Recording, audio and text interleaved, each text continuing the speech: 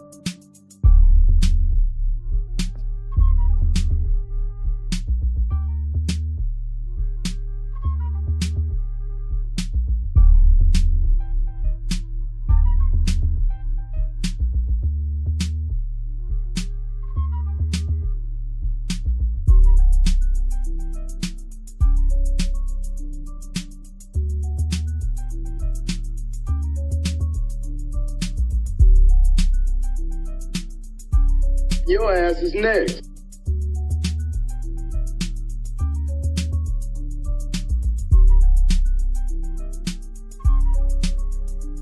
Huh?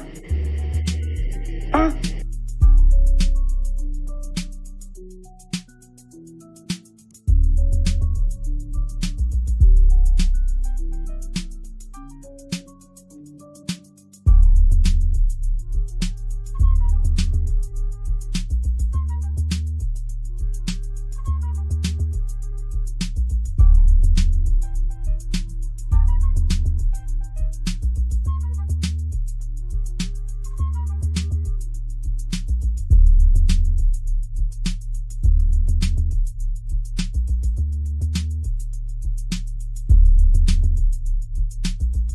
Did you say nigga? You can kill all the black folks you want to, baby, but you will not kill the freedom of black folks. It's coming. We're going to get it. We fought every one of your damn lousy wars, baby, and you give us nothing. Now the war is going to be here, but we're going to be free. Now you kill you want to, but we kill too.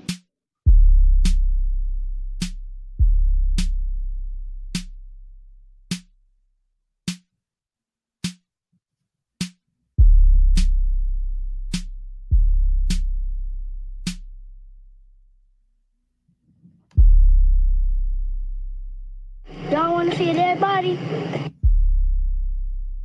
Yeah, they do. Appreciate anybody that's checking this out live. and anybody that's going to check out the playback. I always say the same things when I get in here. Y'all know that, because I am appreciative. Anybody that checks out the message and understands the message, I appreciate that. And if you do not understand, I appreciate the way y'all jump in my DMs and say, what were you talking about? Or you jump in the comments on YouTube or Twitter or Facebook and ask me, what was I talking about? You don't go at me recklessly, because you tend to know what that's going to bring. So I appreciate anybody in here today that is going to listen to the message, because today is a different type of stream. I'm going to play a considerable amount of audio. I want to cite fair use disclaimer 107 right now. iHeartMedia, I know y'all probably already in my algorithm. I know y'all gonna do something to my stream, but if you really real out here, iHeart, don't try to protect the Breakfast Club, because I'm not saying anything against the Breakfast Club today. Today will be one of those days I'm actually on the same side of the street as the Breakfast Club, because I appreciate them actually bringing them on the platform, seeing that Joe Budden put his interview with Candace Owens behind the paywall, and I've chosen not to go listen to it because I thought that was some whole shit, Joe. But anyways, it is what it is. I'm not sure exactly why my camera's still off, but I can come on up. I just felt that people were owed something after hearing about Candace Owens for so many years and never really hearing her voice. And then all of a sudden, hearing her maybe 3, 4, 5 minutes at a time versus just sound bites, or reels, or, just really small clips of audio. I actually started to learn that Candace made more sense to me than she didn't a lot of times.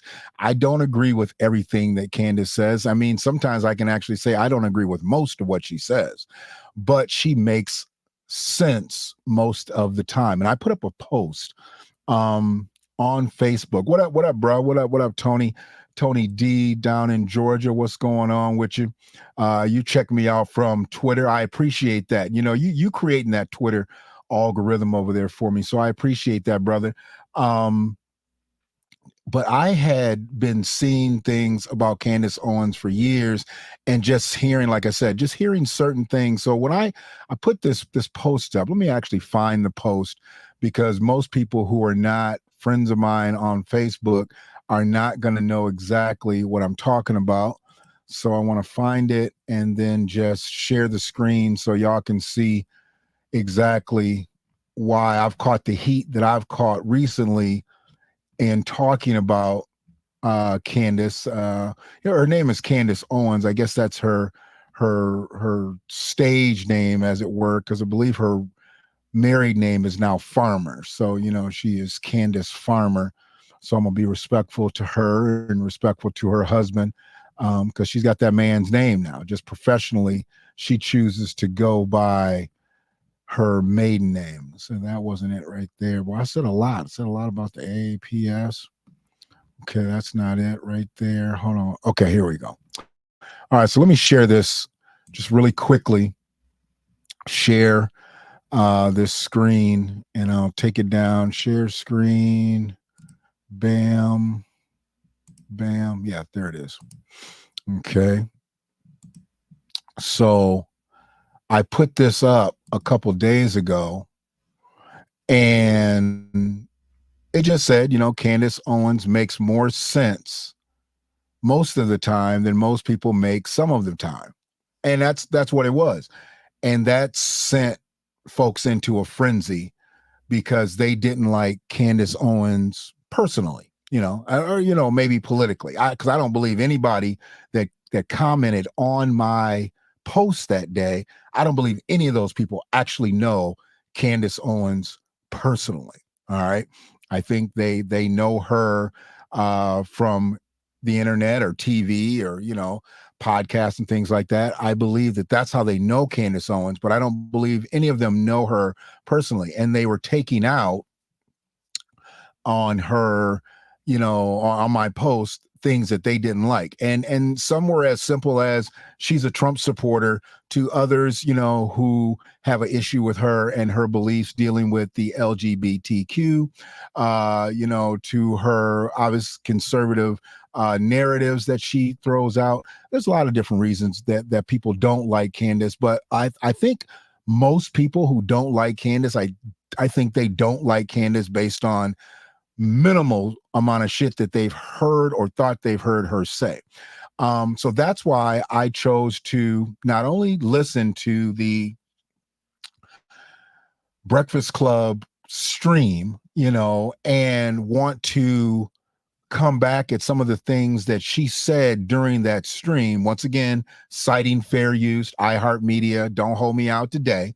Y'all have done it before when I've used audio from some of your platforms. Y'all have hold me out before. Don't hold me out today. It's Sunday. Let a play on Sunday. But you know, where I am with Candace Owens, I don't believe my beliefs in what I stated in that post have changed any. As a matter of fact, they may have been enhanced a bit. Okay.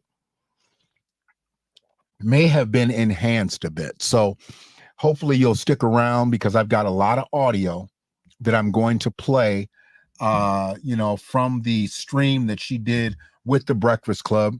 And, you know, I don't give them a lot of credit for a lot of their interviews, just based on the fact that I don't think that when they have these people in pocket, that they actually push back enough. So I have a problem when they don't push back enough. So that's an issue with me. It's not that I dislike Charlemagne or Envy, or now it's just hilarious. I don't believe, you know, any of them to be malicious individuals. I just believe that they are tools for their profession, and they do what they do. I mean, coming from a background of broadcasting, I understand you are put in place to do certain things, you know. When I had my time behind the microphone, you know, at a radio station, I wanted to do so much more, but then I was only in play to do one thing. And that was really to backsell, billboard, read dry commercials, produce commercials, you know, recorded ones, and really just introduce music. You know, I did stage announcements at concerts and different things like that, but I was put in play for a reason.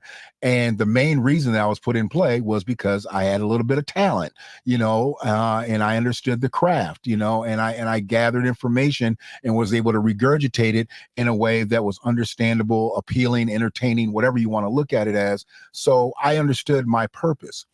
I think they also have a purpose, and that's why I still believe they're the number one urban radio show in the country. So, you know, do I agree with the things that they put out? No, not always.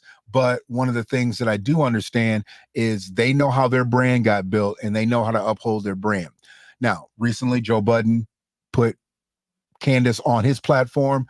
I had to know that Candace was going to be coming on the Breakfast Club soon after Joe Budden. They're not going to let Joe Budden outdo them.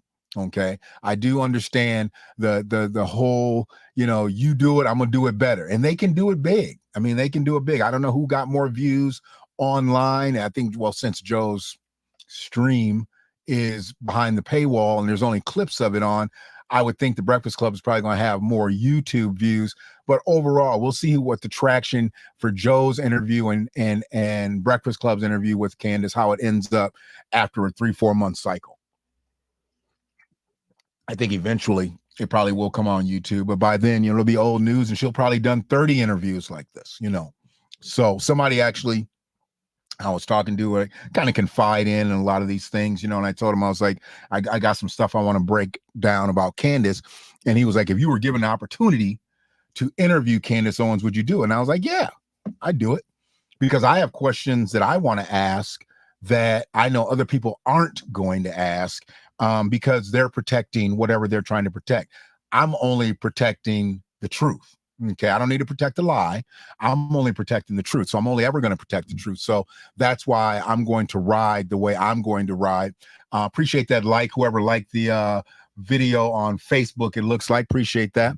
So I want to start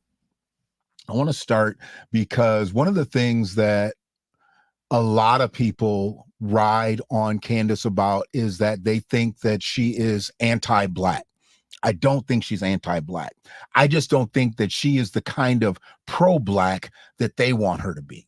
Okay, if that makes sense. Hopefully that makes sense. I believe that, you can be pro-black, but you don't have to wear a dashiki. I believe you can be pro-black and you don't have to wear a kufi. I believe you can be pro-black and you don't have to wear a bow tie. I believe you can be pro-black. Hey, you know what? And you don't have to have a black spouse. Now, I know that people are going to say, yeah, because you don't have a black spouse. But when I did, I was pro-black. So when I don't, I'm not pro-black. Come on now. Don't make sense. But anyways, where I am right now is I have the truth on my side. I'm always going to have the truth on my side. I'm always going to try to spit the truth when I'm up here, amongst a collective of people that are looking to listen and learn, or maybe if they already know, they're going to reinforce the message that I bring. What'd you say there, Brother McGee? Because you will always ask the questions. Absolutely.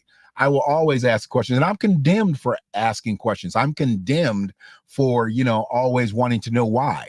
I know my name is Shannon K. McFall, but my name really should have been Shannon Y. McFall, because I ask questions, and I'm always going to ask questions. And if people don't like me to ask questions, don't give me something that's questionable. Don't give me something that I can question, because if you give me something that I can question, God damn it, I'm going to question it. That's just who I am.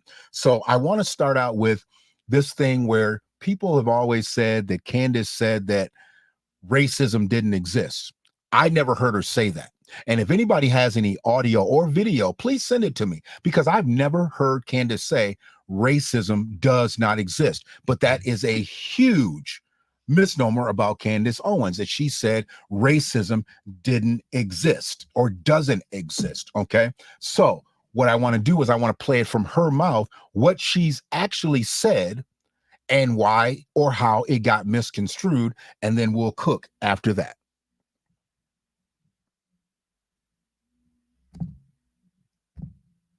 The wildest things, the craziest things that people say about me all the time, it drives me crazy because it's literally made up.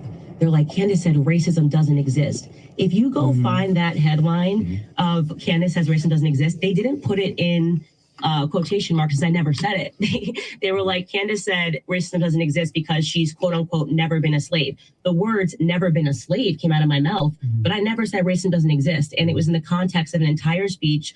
The media knew that Black people were watch the speech or try to find the original speech. They were just going to read the headline and react and be like, oh my God, Candace Owens said racism doesn't exist. Like, how could she say this? She's a hypocrite. She's a liar. This happened to her in her childhood. Yeah, you sued your high school for racism. Yeah, well, that's actually that's not what happened. I didn't sue my high school for racism. But not protecting you during that time, I said, right? Mm-hmm. I said for not protecting you. They said just to deal with the media does. Yeah, absolutely. Yeah, no, it's fine. I mean, I get it, because it's something that I've talked about at length. But essentially, I had the situation happen to me in high school where someone that I was actually best friends with left me horrific voicemails. They were racist voicemails. There's no other way to slice it. And they called you a nigga because you didn't want to date him? No, he actually, I think he was gay, to be honest. It was nothing about dating. I think this was kind of a circumstance of like, I had my first beer. I'll be honest, I got a boyfriend and I just stopped hanging out with my friends. Very typical high school stupid stuff. And this gay guy that I was friends with was like outraged by it. And one night he was out drinking with kids that were way younger than him that I had never met. And they left me horrific voicemails. I mean, like bringing in like Rosa Parks. There was tons of threats. You did what? They were just like, it was, yeah, like it was, there was no way to slice it, but they were extremely racist. And it was terrifying too, because I didn't know who the phone calls were coming from.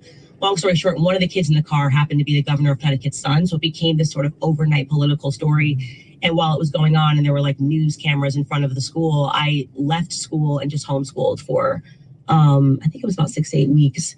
And basically we got reimbursed for the time that I was homeschooling is what happened.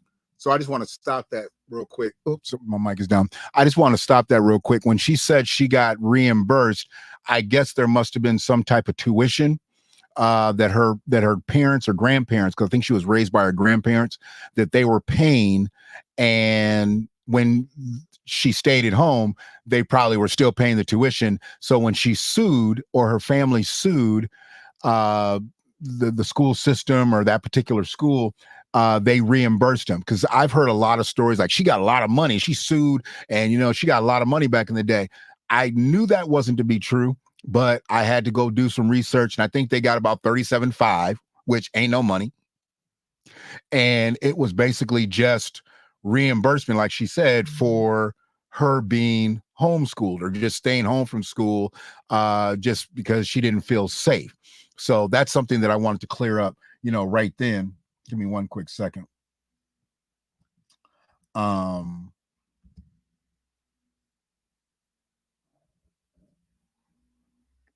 So yeah, it's just in a scenario that when you hear things, you hear bits and pieces. And I had heard about the lawsuit, but didn't hear why the lawsuit had happened. I had heard about her suing because of racism. Didn't understand about the racism part. She cleared all that up. She was able to clear all that up, in this is going to be less than 2 minutes, I believe. And it's about a minute left. I think so. Less than 3 minutes. Okay. That she was able to clear all of that up. Why haven't people actually asked her questions where she could actually clear things up? Or do they just take to the fact that she is a conservative, she is Black, let's try to pull and stretch and twist and whatever her words. I know she said some jacked up stuff. I've heard her say some jacked up stuff in her history. I absolutely have. I'm not trying to discount that, and I'm not forgiving her for some of that. But my thing is, what I know to be true is what I hear her say, full-throated, and there's been nobody that's come back and said, oh, she lied about this, she lied about that, because somebody finally gave her the full platform to actually say what it was, even though they impede and they debate and argue and stuff in between people's comments and stuff. But that's a part of the Breakfast Club's interview mantra. I get it. My main thing for me listening, I'm going to pull all of that out, listen to what she's saying, and move forward, whether I agree or don't agree. That's why I named the title Eating with Candace. Regurgitating does not mean endorsement, because this does not mean that I am endorsing Candace, but some of the things that she say, hey, got to go. So I'm going to finish this one up here about racism doesn't exist. This is how she clears it up, that she never said it. But yeah, so when people retell that story now, it's like she sued her school for racism and the NAACP helped her. And I'm like, no, the NAACP did not help me. They used my face and my name to fundraise for the NAACP, which is actually the reason why I don't like the NAACP. It's like a very valid reason, because I was a little girl, I was 16, 17 years old, and it was a really hard situation to go through as a child. I'm not like I am now, 34 years old and married with that support system. It was kind of fame you don't want, but I'm actually very grateful that it happened to me, because it allowed me to really consider what the media was. Even though I was still liberal, I knew what the media was. Like, I knew the media was all about selling a headline. I knew then I got an early lesson in the NAACP. I think organizations that never want racism to go away, because how are they going to fundraise? Like, if you're a CEO of the NAACP and you're earning X amount of dollars, you got to keep the racism narrative going on, or you're going to work yourself out of business. So the stuff that I talk about is always based on my experiences, and so it's just crazy to see how it gets manipulated in the press. So, and it does get manipulated in the press. That's the press's job. The press's job is to make things sensational, so you'll want to read them. So, you'll want to regurgitate them and move them in your network and control the narrative that way. So she was spot on with the NAACP. Because the NAACP, to me right now, they're a shit organization. And I know that they've got some good branches out there. I'm not saying that the NAACP as a whole is a shit organization. But NAACP National, I believe they're a bunch of bootlegs. And locally, we've got some problems as well. So everybody doesn't have the same situation going on with NAACP. So I get it. If you've got a strong NAACP branch and they are advocating for the people that are in your community, then more power to you. I am happy if the NAACP is strong where you are. Let me just go ahead and say that. That's why I wanted to come up. If the NAACP is working well for you and yours in your community, and they are politically strong for Black Americans, then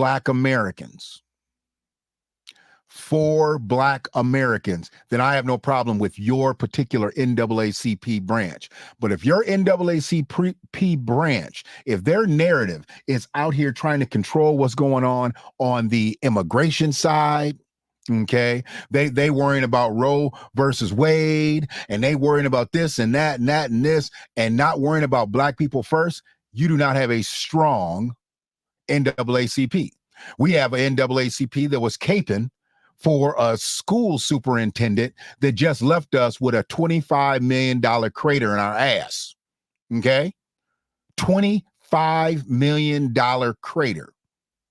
Oh, but we got a black superintendent now, and she's a black woman, and she's about to eat the $25 million debt that they let the little white woman get away with.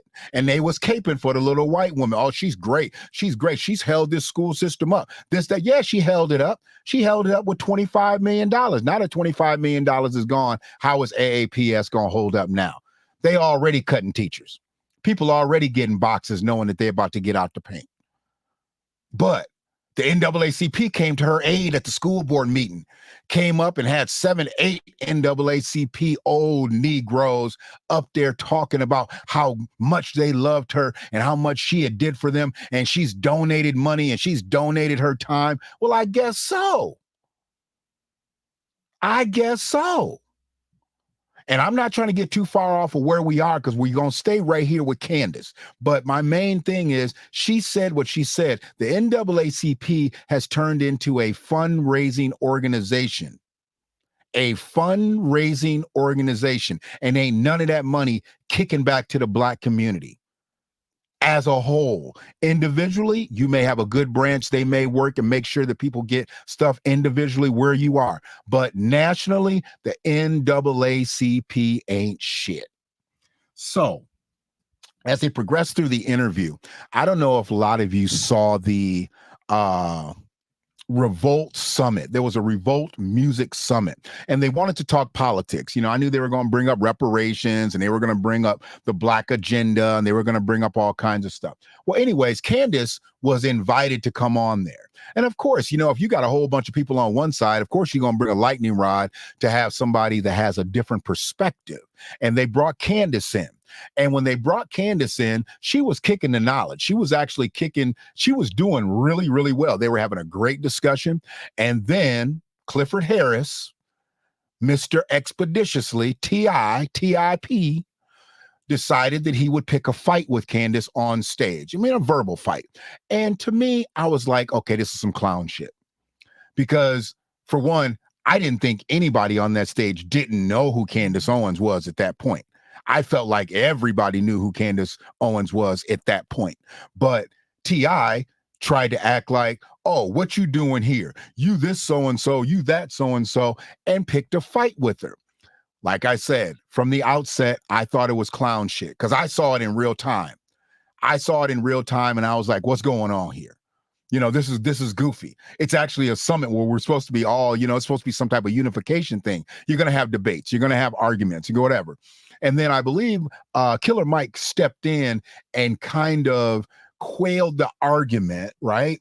But the whole thing was, I think he did so for two reasons. He did so not only to protect Candace in that setting, but he also did so because he was probably protecting Clifford, because Clifford looked like a fucking fool at that point. And I had really been trying to ride with him because, you know, he had got on to the reparations movement in his own way, in an entertainer's type of way, when he was talking about who owed money to black people and this, that, and the other. He never quite came across with any real politics with it, but he did what he did and said what he said, and I felt like he was at least on the right path. He just needed a little bit of tutelage, and I don't think anybody was going to give him that tutelage unless he stepped to some real scholars on the subject, but I don't think he really wanted to do that. I think he was looking for the time at the moment and that moment in time. But when T.I. stepped up and said what he said, it basically put Candace on the defense, and I've never heard her say anything about that situation until this interview. And I've listened to all types of interviews. She may have said stuff, but I don't listen to everything that Candace says. So she had a chance to say something about what happened with T.I. and her on the Revolt Summit situation. So let me just kick that demonstration and then we'll come back and cook on that in a few minutes here. Actually, this is about 3 minutes long. I'm sure I'm not going to go through the whole thing. I'm going to break it up just so we can break the monotony. Fair use, once again, iHeart. I know y'all listening. People actually were mad at you, right, when you got into the conversation with T.I. at the Revolt Music Conference, right? And you were saying that, and people didn't understand it, but it seems like people are understanding what you were trying to say back then. Yeah, and I am so happy to have those moments because, like, I think T.I. is a trash person. I'll say that 1,000 times over, because first and foremost, I had spoken to T.I. prior to that event. Like, T.I. was the only person on stage that I actually knew. And because, for the same reasons I met you, Kanye had put us in touch, we had talked, and I know that T.I. thinks more conservatively. So he was literally putting on a show. And so it just makes me wonder, especially with all the stuff that like came out in the Diddy lawsuit, like who's controlling T.I.? Because that was wild. He was literally putting on a show like he didn't know me on stage, like he was surprised I was saying the stuff. He was way more level-headed and rational when we were on the phone. And I still look back on the moment, I'm like, what was he doing? It was like a circus act up there. And he was doing something that I thought was harmful, because we were actually having a great discussion. And yet he created a little moment, and that was all the media ran with, despite the fact we were on that stage for hours. They ran with that moment, and I was really upset about it. But you're right. I was talking a lot about illegal immigration and saying something that we need to pay attention to, because eventually the black vote's not going to matter. Something that they worked so hard for is not going to matter. They get enough illegals in. What are we at? 10 million under Biden? And they're doing it intentionally. Like, it's going to be the same thing that they did to Black Americans in the 60s. What Lyndon Baines Johnson did when he established welfareism and the Great Society Act. They want to get these people in, offer them handouts, and turn them into economic slaves that will continue to vote for Democrats because they're getting free handouts. And it's incredibly racist, first and foremost, but because Black Americans are still, a lot of Black Americans, I should say, are still living under this deception that Lyndon Baines Johnson was a good president, even though he wasn't a avowed racist. I mean, he hated Black people. I mean, one of the, so many times, I mean, hard R referring to us as the N-word. I'll have those N-words voting Democrat for the next 200 years. And this man is being hailed as a hero because he had to sign the Civil Rights Act, essentially with a figurative gun to his head because the country was on fire. JFK had just died, and there were riots in the streets protesting because of racism, and he did not want to sign it, but he did. And with the other hand, he signed the Great Society Act and incentivized welfareism and, programs to incentivize not marrying Black men. To think that we had government agents knocking on the door, going into the homes of Black women and being like, there better not be a man that lives here. We're just here to check to make sure. If you want this check, dad can't be home. Every other ill that Black America is facing today is because we repent. To think that we had government agents and there were riots in the streets protesting. So I want to stop there, because this is, once again, how people have talked about how she's dogged Black men, how she's dogged Black families. I'm like, okay, one, she came from a Black family. All right. So I don't think she's going to dog Black families just because. I mean, now if you come from a Black family and you were abused and you were tormented and they treated you badly, I could see you turning against your family. You might even turn against the Black family structure because you're like, how come nobody protected me? But I don't think Candace has ever said anything purposely against the Black family. I've heard her in settings talk more about this type of stuff. When you hear people talk about things like this, about the welfare system breaking up the Black families, about Black families needing strong Black men, needing Black men in the homes, needing Black men around, things like that lets me know she's not anti-Black.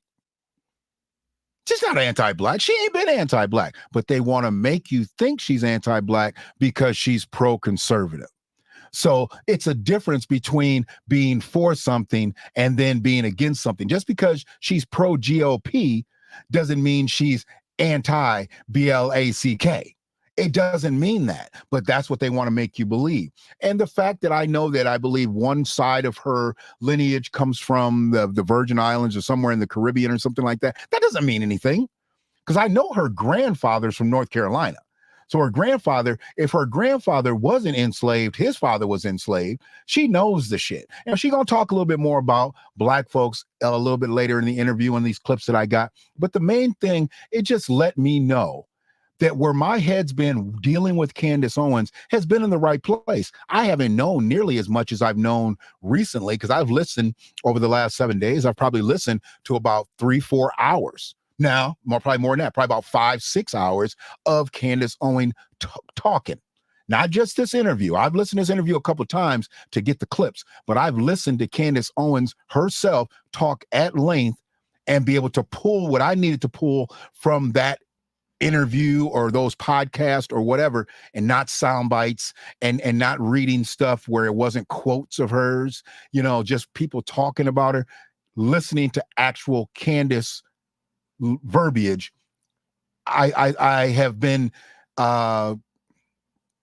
reinvigorated, I guess I have to say, to think, okay, I not only didn't think that she was not the worst person in the world, she's far from it, but she's definitely not anti-black. So I'm going to let her cook, but then I'm going to kick back 15 seconds so we can catch the whole context of her talking about the black home, of how it was destroyed with the welfare system. Us as the N-word. I'll have those N-words voting Democrat for the next 200 years. And this man is being hailed as a hero because he had to sign the Civil Rights Act, essentially with a figurative gun to his head because the country was on fire. You know, JFK had just died, and there were riots in the streets protesting because of racism, and he did not want to sign it, but he did. And with the other hand, he signed the Great Society Act and incentivized welfareism and, you know, programs to incentivize not marrying black men. You know, to think that we had government agents knocking on the door, going into the homes of black women and being like, there better not be a man that lives here. We're just here to check to make sure. If you want this check, dad can't be home. Every other ill that black America is facing today is because we removed fathers from the home. So I am like a big, you know, I use my platform to talk about men a lot and the need for male leadership, everything that is so harmful, this, you know, Me Too, false feminism, all of this crap.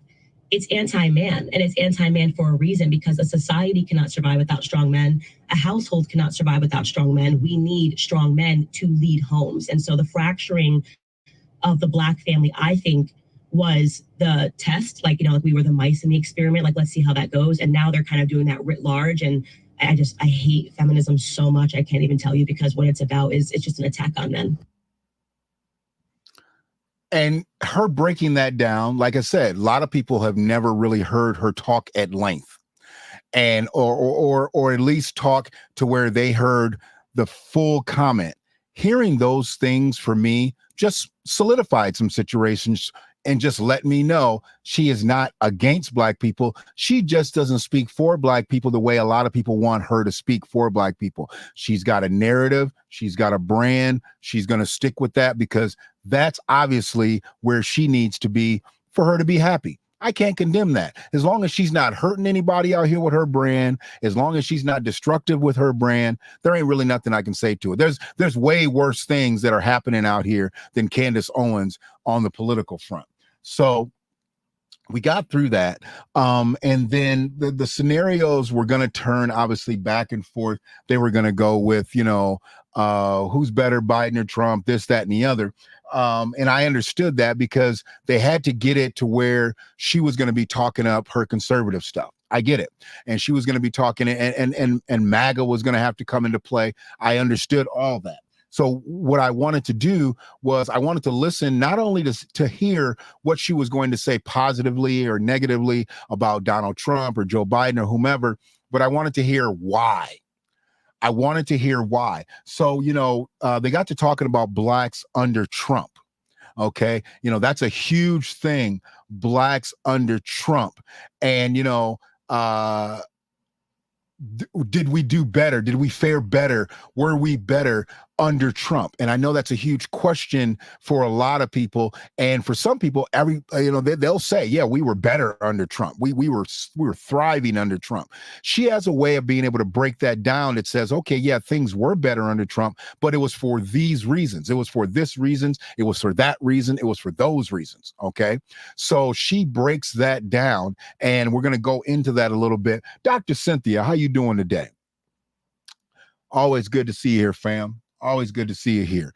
So, you know, cooking a little bit more on this situation. I want to break down blacks under Trump. Well, I want Candace to break down blacks under Trump, because she did a really good job of being very clear of why she supported him, and then why people possibly thought that they were better under him. I don't think this is actually better under Trump. This is just blacks under Trump, because I got two clips that are very similar. One's blacks under Trump, one's better under Trump. So I'll kick that real quick.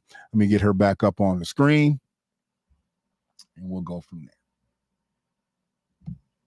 You said something earlier. You said that you wanted to listen to what Trump had to say. Mm-hmm. In 2016, you still didn't vote for him. Mm-hmm. So looking at the country now, right? Of course, there's Trump, there's Biden. Who do you think is better for our community?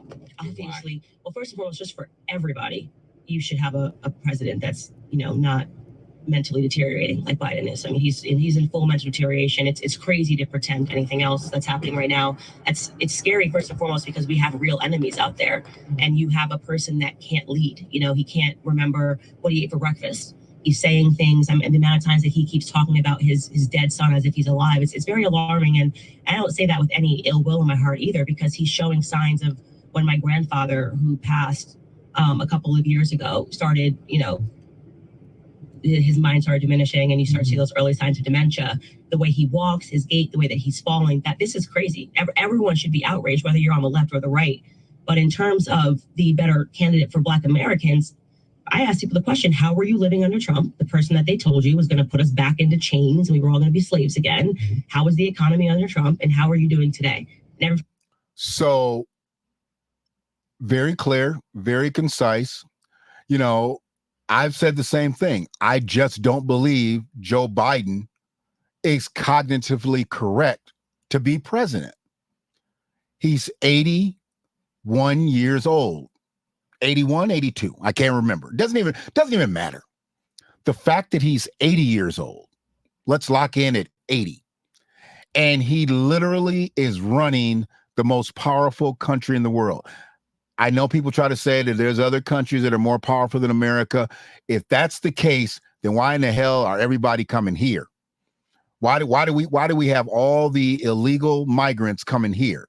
Because if there's somebody that's got more power, more plays, more access, and you can do more in your life, how come they're not going to those countries? Why are they coming to America? So I can easily debunk any theory that anybody's got more power out there. I know that they say China owns America. Why are all these Chinese people washing up on the shores of America, flying to Mexico and swimming over here to America? If Chinese people have it going on like that, I mean, we got school teachers coming from China hoping to be school teachers in America. So, you know, later for all your country's beautiful, your country's powerful, your country's got so much tradition. If your country's got all that, then keep your monkey ass over there. Stop coming to America. Stop coming to America and saluting the place that you fled from. Because if you had to fly, swim, fly to get over here, why? If your country is so strong and so beautiful, it's got so much tradition and so many resources, why are you here? I'm always going to say that. I'm always going to say that. Appreciate you, sis.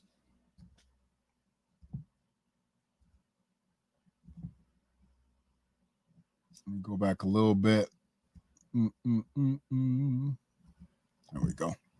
I asked people the question, how were you living under Trump, the person that they told you was going to put us back into chains and we were all going to be slaves again? How was the economy under Trump, and how are you doing today? And every time you ask that question, everyone knows that they were living better under Trump, because he was deregulating the environment, and people were just living better under Trump. And he is, in my opinion, a better president, because at least he's telling you the truth, and he's telling you what he actually thinks. You know, one of the things that I hated the most about him when he first came on the escalator, I was like, oh, he's way too brash. You know, Obama sounds way more polite. But I asked the question, do you want to be politely lied to, or have somebody that's at least telling you what they think about you in no uncertain terms? So, you know, I like Trump for a ton of reasons. And for me, it was always about the economic arguments. And I knew that he was going to be a better candidate for Black Americans because of that, especially, you know, build the wall sounded so wild, right? Back in 2016, it sounded wild. Spot on. It did sound crazy. Build that wall. Trump's building the wall, putting the wall up. It sounded crazy. It sounded crazy to me for two reasons. Let me just be honest. Look, I knew a wall wasn't going to stop nobody from coming over to America. I knew just building of a wall, okay, a fence, a high fence, a tall fence, okay, was not going to stop people from coming to America. It was a symbol, though. It was a symbol, just like we use the term the gates up. We're putting the gate up. We're gatekeeping. That's all that wall was supposed to be. We were going to have to put a whole lot of stuff in play to make that wall come to life, because people are not just coming over here and crawling through the unfinished parts of that wall. People are not just swimming up where that wall doesn't go off into the ocean and whatever. No, people are coming over here in a vast amount of ways. That wall was just going to be a symbol of how America needed to really be functioning, making sure they controlled who came and went. Well, ain't nobody really looking. You ain't seeing nobody jump in the water and swimming back to Venezuela. I ain't seen one person swimming the other way. Anybody that you see swimming, they swimming into Texas or New Mexico or wherever. That's where they swimming into. You're not seeing nobody swim away. You ain't seen nobody swimming back down the other direction. They only swimming to the shores of America. Nobody is swimming away. If you can show me one illegal migrant that says, nah, man, this shit's too tough, I'm going back home, and they swimming back the other way, I'll give you $50. And I think I got about 53 right now. I got about 53 right now that I could 53 hot dollars I could cash up you right now. Show me a illegal migrant. Just take a picture of some video that you see on CNN or MSNBC or whatever, swimming back to their homeland. I give you $50. I'll give it to you. I'll tell you. What up, brother Brian? How you doing today? You know I ain't lying, Sister Cynthia. Come on now. You know ain't nobody swimming away. They all swimming here. Okay, they all swimming here, so they can talk that shit when they get here that they not getting enough. Well, what were you getting before you came over here? Okay, pipe down, Hector. Pipe down. So I'm gonna go back 15 seconds and let her clear that thought, and then we'll cook on that. No uncertain terms. So, I like Trump for a ton of reasons. And for me, it was always about the economic argument. And I knew that he was going to be a better candidate for Black Americans because of that, especially, build the wall sounded so wild, right? Back in 2016, it sounded wild. It sounded xenophobic. And I was saying, if these illegals get into the inner city communities, the first people that are going to be harmed are going to be Black Americans. What'd she say? Candidate for Black Americans because of that, especially, build the right back in 2016, it sounded wild, it sounded xenophobic. And I was saying, if these illegals get into the inner city communities, the first people that are going to be harmed are going to be Black Americans. One more time, Candace. Candidate for Black Americans because of that, especially, build the wall sounded so wild, right? Back in 2016, it sounded wild, it sounded xenophobic. And I was saying, if these illegals get into the inner city communities, the first people that are going to be harmed are going to be Black Americans. How many people have you heard talk about that? Because we've all been saying that. They were not going to allow people to come into this country and put them into densely populated areas of white folks. If they're going to allow illegal migration to thrive, they're going to put them where Black people are or poor people. Oh, Black people. Not saying that every Black person is living under the poverty line, but for the amount of Black people that are living under the poverty line, when they bring illegals into your territory, you're going to start out by living with them. They're not going to stay there. They're going to get the bag. You're going to stay, and they're going to move on. They're going to infiltrate your territory. They're going to eat up all your resources from your local grocers. Their kids are going to start going to school with your kids. They're going to start taking up the time of the teachers that are teaching your kids. Oh, yeah, all this is happening in real time in a lot of areas where there's a lot of Black folks, even in areas where there ain't that many Black folks. And it's a situation of, what do they say? When America gets a cold, Black folks get pneumonia. Okay. Well, that's what happens when a lot of illegal migrants come into a territory. They have to find a place for them to be. And one, they're not going to put them in an area where there's a bunch of well-to-do white folks. And two, they're going to put them in an area to where they can control them, in an area where they're already controlling other people, Black people, politically. There's no chains, there's no fences, there's no walls, there's some redlining, but I get what they're doing, and I got what they were doing. And so when we go to think about it, yes, if you bring a bunch of people over here illegally, the first place you're going to find them when they get here to reside is where a bunch of black people are, a bunch of marginalized individuals. And that's what she said. She said it full-throated. Yes, the people that are going to be harmed and hurt the most are going to be black people. How come nobody ever break that soundbite down? How come nobody ever breaks that soundbite down for Candace? Because she said it before. It's going to hurt black people. But they'll squash that in a heartbeat because that'll make her seem too much like right. And I'm not saying she's right all the time. But here, she's spot on. Would you say there, Dr. Cynthia? We ain't broke. Ain't nothing wrong with that. It's those lying folks who are living in denial and renting designer jeans and Jordan. This is true. This is true. Oh, absolutely, Brother Brian. Absolutely.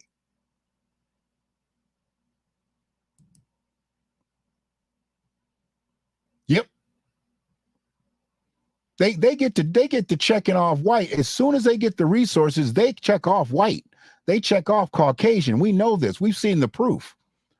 Now, when they first come over here, they check off, make sure that they get all the resources, you know, as black and brown people. But once they get the bag and once they get everything they need, they become Caucasian, as if they truly came from the land of Caucasus.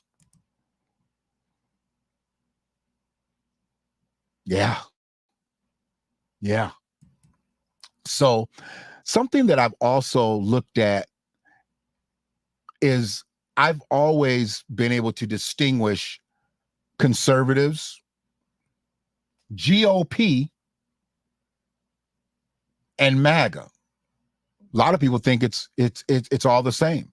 A lot of people think that conservatives, GOP, and MAGA are all the same. I hate having that little nipple in my hat. This looks like I got a titty on my head. What's up with that? I know the difference. I understand conservative because I have conservative views and have never voted as a Republican. So I understand conservative views. I also understand people that are registered GOP.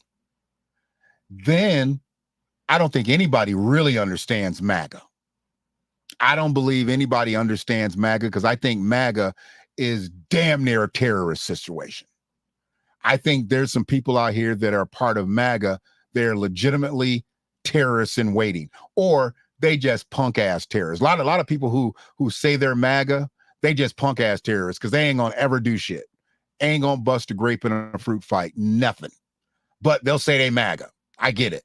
Just like most skinheads, just like most Klan members, you know, I that's why I see a lot of MAGA people. But the people who want America to return to its prominence of this, that, and the other, they're not really MAGA, but that's the brand that they're carrying.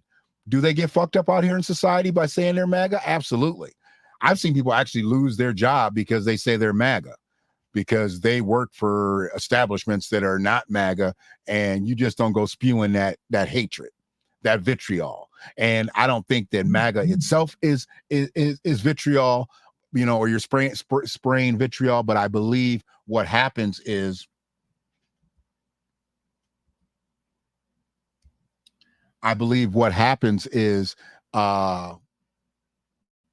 you've got a scenario where GOP and MAGA people get kind of mashed together. And what do they like to say about black people? We're not a monolith. We're not a monolith, you know, and I don't think that GOP and MAGA people are a monolith. All right. I think that there's a difference between GOP. I think there's a difference between MAGA. And I definitely think there's a difference between people who have conservative views. So I have no problem with breaking any of that down. I think I got a visitor coming in. Hello. Hey there. I just woke up. You just woke up. Okay.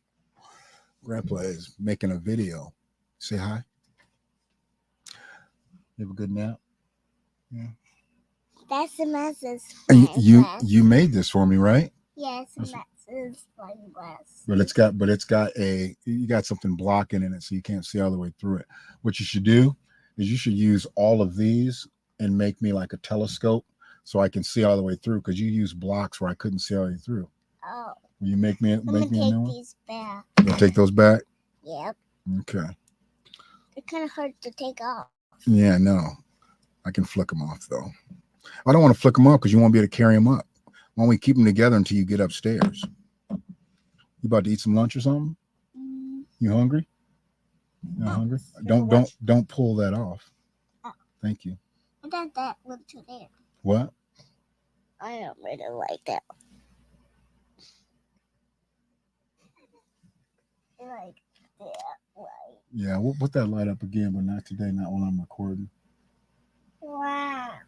Why are all your hats there? Because I hang them up there so I can find them when I need them. Then why can you just put them all right there? Because where's there a place that I can hang them right there? Nowhere. I hang them up there. Then put them on the light. And they'll burn. That way. Wait, that's like the sun. Yeah, it's bright. Don't look right into the light. Okay. Let me see how many slides I got left. Hold on 1 second. So we're doing that one right there. So I got 1, 2. I got 3 more to do. So I'll be up in a little bit. Okay. Okay. We're gonna play today. Um. Wanna play the fishing game? Because I can beat you at that game. No. Yeah. No, I don't want to play it. We're gonna do some words and some math today too. No. Yeah. No, I don't like math. You don't like math? No. Why? Because How many fingers is that? 2. See, you do stuff like that on purpose. Whatever. Ow! Oh, okay. So you're not gonna eat any lunch? You're not gonna eat nothing? You're not hungry? I'm not hungry. Okay. Well, what are you about to do?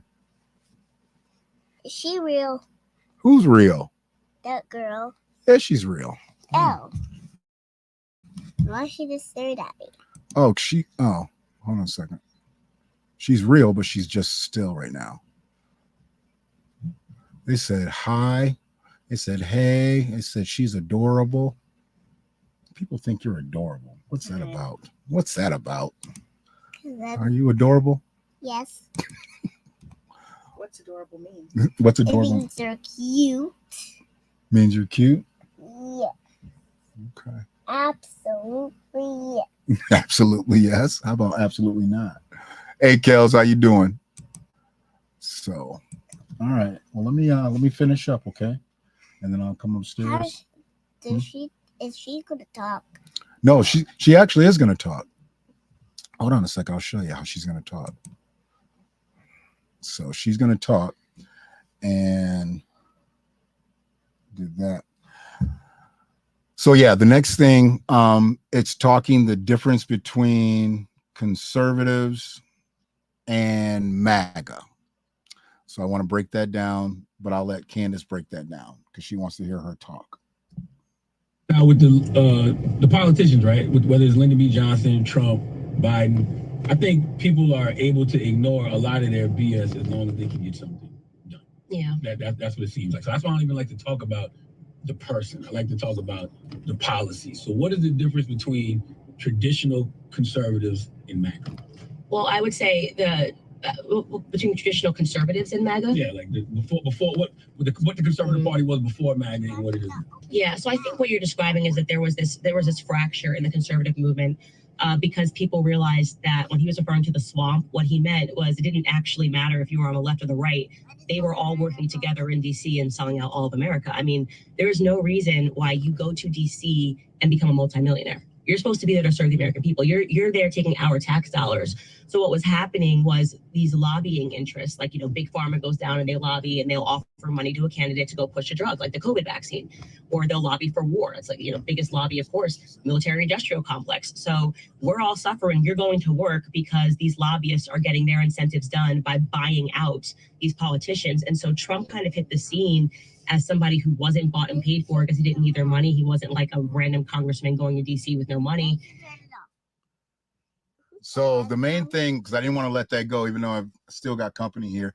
The main thing was she was breaking down what I've talked about, how politicians have gotten rich, and it's not made for people to get to. It's not made for people to get rich. Politics isn't made for people to get rich, even though that's the way they end up a lot of times. Here, even though they end up like that a lot of times, it shouldn't be that way. I mean, you know, something happens. Thank you for coming down. I love you. Please don't have to have Coco talk to you more than once about that. Okay. I thought she's going to eat. Well, you wanted me to keep it then? Okay. You going to be able to take care of it up there? Yeah, but I'm just going to put it upstairs. Thank you.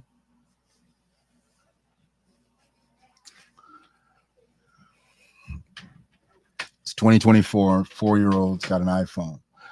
And she's a tad bit addicted to it, and it's actually kind of annoying to us now, almost wishing we never got it. But anyways, so understanding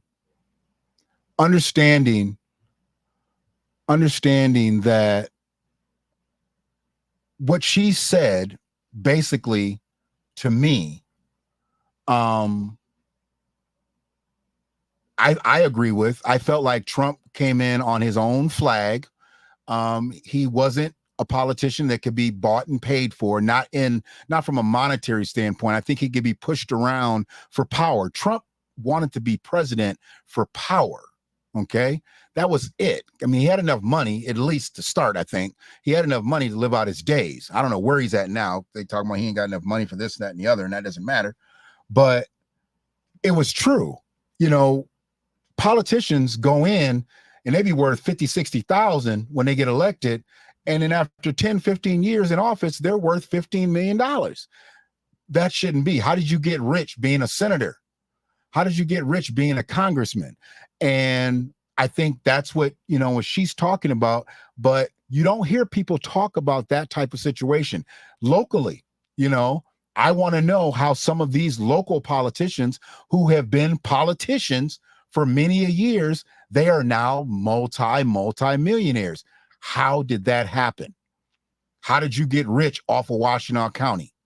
I'd like to know on a local end. And you need to be checking in on whatever county you lived in or live in or township or city or whatever. So what she stated was pure fact. If I need to go back and a little bit just so we can really understand it, I'll do so. Now, and appreciate everybody's compliments on my grandbaby coming in. She is in a scenario to where she wakes up, she got to find me. And I adore that.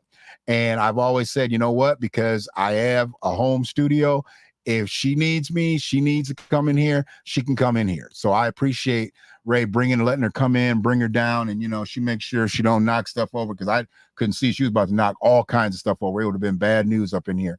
So I'm glad that she was able to come down and spend a couple minutes with me, and then I'll get with her once I get done. What you say, X Friedman? What'd you say there? You made that post about Candace because you wanted to go viral and bring eyes to your live stream today. No, actually I didn't.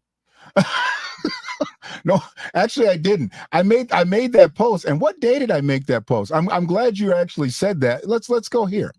Let's go here. What day was that I made that post? Hold on one quick second. I made that post 4 days ago. Okay. And I made that post before the Breakfast Club interview. So just to let you know that I made that post before the Breakfast Club interview. All right. And the crazy thing to me, I never make anything to go viral. I mean, there's so many different ways for me to make posts. I could make posts all day if I want to go viral. I could put goofy shit up. I made that post because that's the way I was feeling, because it was coming off of me actually trying to track down. Since you wanted to bring that out there, we're gonna go ahead and keep your comment up so we can put this fully out there. I put that post up because I had been trying to find Candace's interview with Joe Budden, not knowing that Joe had hid it behind the paywall. And so if you want to see it, you've got to donate to his infrastructure to be able to see the interview. Not that I'm not going to, I may, but right now I was like, damn, after looking at so many other things that she had said, she made more sense most of the time to me than most people make some of the time. That's why I put that post up. I don't put anything up to go viral, bro. Or sis, who I'm not. You're ex-Freedman, so I don't know exactly what you are. Are you trans? Are you male? You female? I don't know what you are. I don't know. So who you are? But to say that I made a post so I would go live, nobody even knew I was going live until I knew I was going live, and I didn't know I was going live until about 10 minutes before I actually scheduled it. So if I made a post so I could billboard my stream 4 days later so I would go viral, I'm not sure exactly what type of marketing that is so I could go viral. You got to make yourself make sense before you compose shit like that. Because I'm going to break down what you said. You made that post about Candace, and I like your little wordplay there. It's a little played out because I've seen that. I've seen Candace. I've seen Candace. You know, I've seen all that before. And have made different names up that are much better than that, much more creative than that. But we don't need to go there because you wanted to go viral and bring eyes to you live stream today. Did you mean to say your live stream today? Because you said you live stream today. Did you mean to say your? Do you want to buy a consonant? Do you want to buy a R? Because we can play Wheel of Fortune up in this bitch too. Don't bring bad grammar and bad spelling on my live stream. I already told y'all a couple of weeks ago in one of my Facebook live videos, I'm not dealing with dumb motherfuckers no more. Now, I'll deal with an ignorant motherfucker because I can bring an ignorant motherfucker to light, but I can't deal with a dumb motherfucker. So if you're going to bring in your little quips, you made that post about Candace because you wanted to go viral and bring eyes to you live stream today. Bring all your letters too, motherfucker. My granddaughter's got letters upstairs. They different colors. And if you want her to bring you a R down here, I'll have her bring you a R down here. If I tell her to bring you a R down here, she'll bring you a R. I get it. I get it, B. I get it. I get he's trolling. But see, he picked the wrong day to troll. I got time today. I just got permission from a 4-year-old to roll a little bit, to cook a little bit longer so she can go play with her grandma, her Coco. And then I'll go up and I'll finish my day off with her. But right now, I got time. Okay, I got time because people do stupid shit like this to try to make a name for yourself. You trying to make a name for yourself in front of 50, 60 motherfuckers? Go on Tariq Nasheed's platform. You know, go on Sir Major's platform on Twitter. They get hundreds of people on their cast talking the cash shit that they talk. This message here is for me and the people who know, or me and the people who want to learn, or me and the people who just want to lurk. Maybe you just want to lurk. But see, since you didn't want to just lurk, you wanted to put your words up there. I'm going to put your words where your mouth is. I'm going to put your words where your mouth is. And next time, stretch that shit out with another R. Stretch that shit out with another R. Because it should have said, bring eyes to your live stream, not bring eyes to you live stream. Give me everything. I don't need all my letters. If you're going to come with your trolling, give me that R from troll. And if you give me that R from troll, that'll turn your troll into a toll, and then you can pay. And if you want to pay, why don't you donate to the stream? $ Pebbles to Pillars. Donate to the platform. $ Pebbles to Pillar. The Cash App is open. Other than that, sit down and shut the fuck up. Thank you. Appreciate you, brother Brian. Appreciate you, brother. I know he's trolling, but see, he caught me on the wrong day when I had time. So take that R off a troll, put it on your you, it'll make a your, and then you can pay the toll from troll. Sissy. X choose the wrong two people to mess with. See, it is what it is, man. I get it, Sister Cynthia. It comes with the territory. But I just had time today to just work with that comment. So let's get back in to what we're talking about with Candace. I did that to make, man, come on, man. So, did I let that? I didn't even let that run, did I? And he just started talking about the swamp. Like, it's not even Republicans are getting their incentives done by buying out these politicians. And so Trump kind of hit the scene as somebody who wasn't bought and paid for because he didn't need their money. He wasn't like a random congressman going to DC with no money. And he just started talking about the swamp. Like, it's not even Republican or Democrat. And I want people to wake up to that, because I'm not here like ride or die for Republicans. They all sell us out. Like, the stuff that they did during COVID is criminal. Once again, she is a registered Republican. Okay. But she's telling you right here, she's not telling everybody to ride with Republican, but she's also telling everybody, don't ride with Democrats. You ride with your interest. You always ride with your interests. Now, if that's Democrat, that's one thing. If that's Republican, that's one thing. If that's Green Party, that's one thing. That's independent, that's one thing. I get it. But you don't just ride and vote blue all the way through. That's dumb. That's what she's telling people. Just like a Republican shouldn't just ride for Republican just because they believe now in Donald Trump. If you just believe now in Donald Trump, you probably are MAGA. But if you believe in some of his policies and some of the things that he put forth, then okay, you could be a Republican, you could be a GOP. But anybody that just says that they just ride with Donald Trump, they're probably MAGA. They're probably MAGA. If they just loved Trump's politics, but don't love nobody else's. Trump's politics started right before the election and ended right after he got voted out. He ain't never been the president of nothing else other than his company. So anybody that says, I love Trump's politics, how? He was never president of student council, city council. He was never president of shit, the Glee Club, nothing. How could you love his politics? You don't know his politics. He don't know his politics. It's criminal. And who was found on that? Well, I mean, just the free handouts. First off, trillions of dollars. You're signing these omnibus bills. If you read into it, where that money is going, it's insane. It's literally going, to museums, boards of museums. They're quite literally money laundering is what's happening when they sign these bills. But they keep it so that the information level is so low for Americans that it's like, oh, COVID's so bad. Like, we're going to give you a check that's like, $300. This basically describes welfarism, right? Like, despite the fact that there's been trillions of dollars since the establishment of welfare, Black Americans are poorer today than we were before it. People don't know this, but during the time of Jim Crow, before welfare was established in the 1950s, Black Americans were actually outpacing white Americans in this country in terms of economic growth. And the reason for that was because our families were together. Once again, this is a different part of the interview. And she was able to circulate it right back around to Black families, Black people doing well, Black people actually doing better than white people at the time. Why you say she's lying? Why you say she's lying, sis? Why are you saying she's lying? Why are you saying that we weren't doing better? Because here's the thing. Let's go back to 10 years out of slavery. Let's go back to 20 years out of slavery. Let's go back to 30 years out of slavery. Weren't we outpacing white people then? Because if we weren't, they wouldn't have ran through our towns and burned them down and ran us out and beat us and killed us because we weren't utilizing their resources anymore. When you say she's lying, I gotta know why you say she's lying. Why is she lying?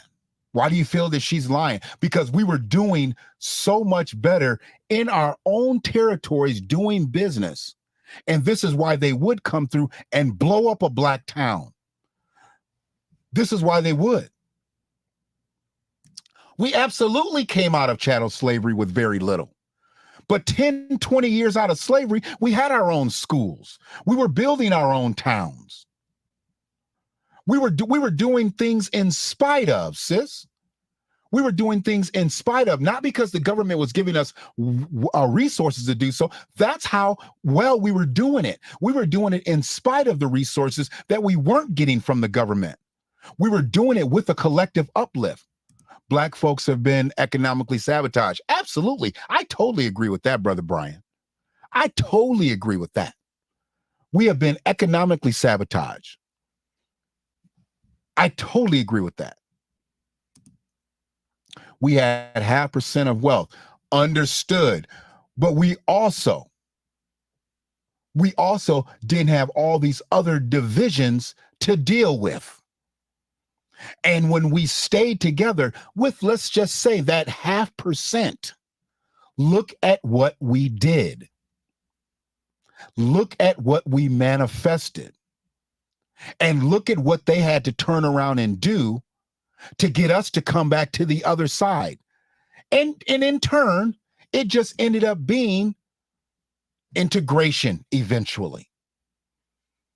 And that's why I say the civil rights movement, when they wanted integration, we should have not been looking for equality. We should have been looking for equity.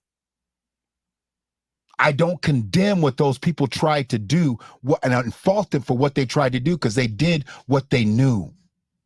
I totally understand they did what they knew. But if we had fought for equity in the country and not equality, because they found a way to give us equality. They're like, oh, okay. So they just want to be broke, because vast amount of America was broke. Most of America didn't have money. They weren't well-to-do. No, most of them were broke. There were some wealthy folks. There were some rich folks. But most people were broke. Most people were living check to check. And the way that we survived during those early years, those years of reconstruction and restructuring ourselves after chattel slavery, was collective uplift, was to build amongst one another. And as we stretched out and got stretched out and stretched out and got stretched out, people started saying, well, if we could just get a little bit of what they got over there, if we could just shop a little bit over there, if we could just stay a little bit over there, if we could just eat a little bit over there. No, that was wrong. To want to go across the street to get a hamburger was the worst thing that we could have ever did. Give me the resources so I can have my own hamburger stand over here. To want to go stay in the hotel over there with them was wrong. Give us the resources so we can build our own facility over here. And we ain't got to worry about nobody hating on us. We can be the desk clerks. We can be the managers. We can be the housekeepers. We ain't got to worry about nobody draining the swimming pool that we're swimming in, or pouring bleach in the swimming pool that we're swimming in. We'll swim in our own swimming pool. We went looking for the wrong stuff. Even to going to school. Even going to school, we got spat on, we got beat up, we got ran out. But we had our own schools. If we would have just sought to build our own institutions, we'd have been better off there. I agree with that. But when you make these stay, you must speak within context. Oh, absolutely. Absolutely. But see, I'm only giving you bits and pieces of what I heard in its entirety. You go listen to that interview and some of those things will come together. I'm only giving you the bits and pieces of what make my discussion today, useful. Because I heard the whole thing, so I can come back. That's why I say regurgitating does not mean endorsement. Because I still don't believe lock, stock, and barrel 100% everything that Candace says. I don't believe in 100% of everything that she says, but it doesn't discount the fact that a lot of what she says is fact-based. I don't believe 100% of what anybody says. Hell, I might not even believe 100% of what I say sometimes.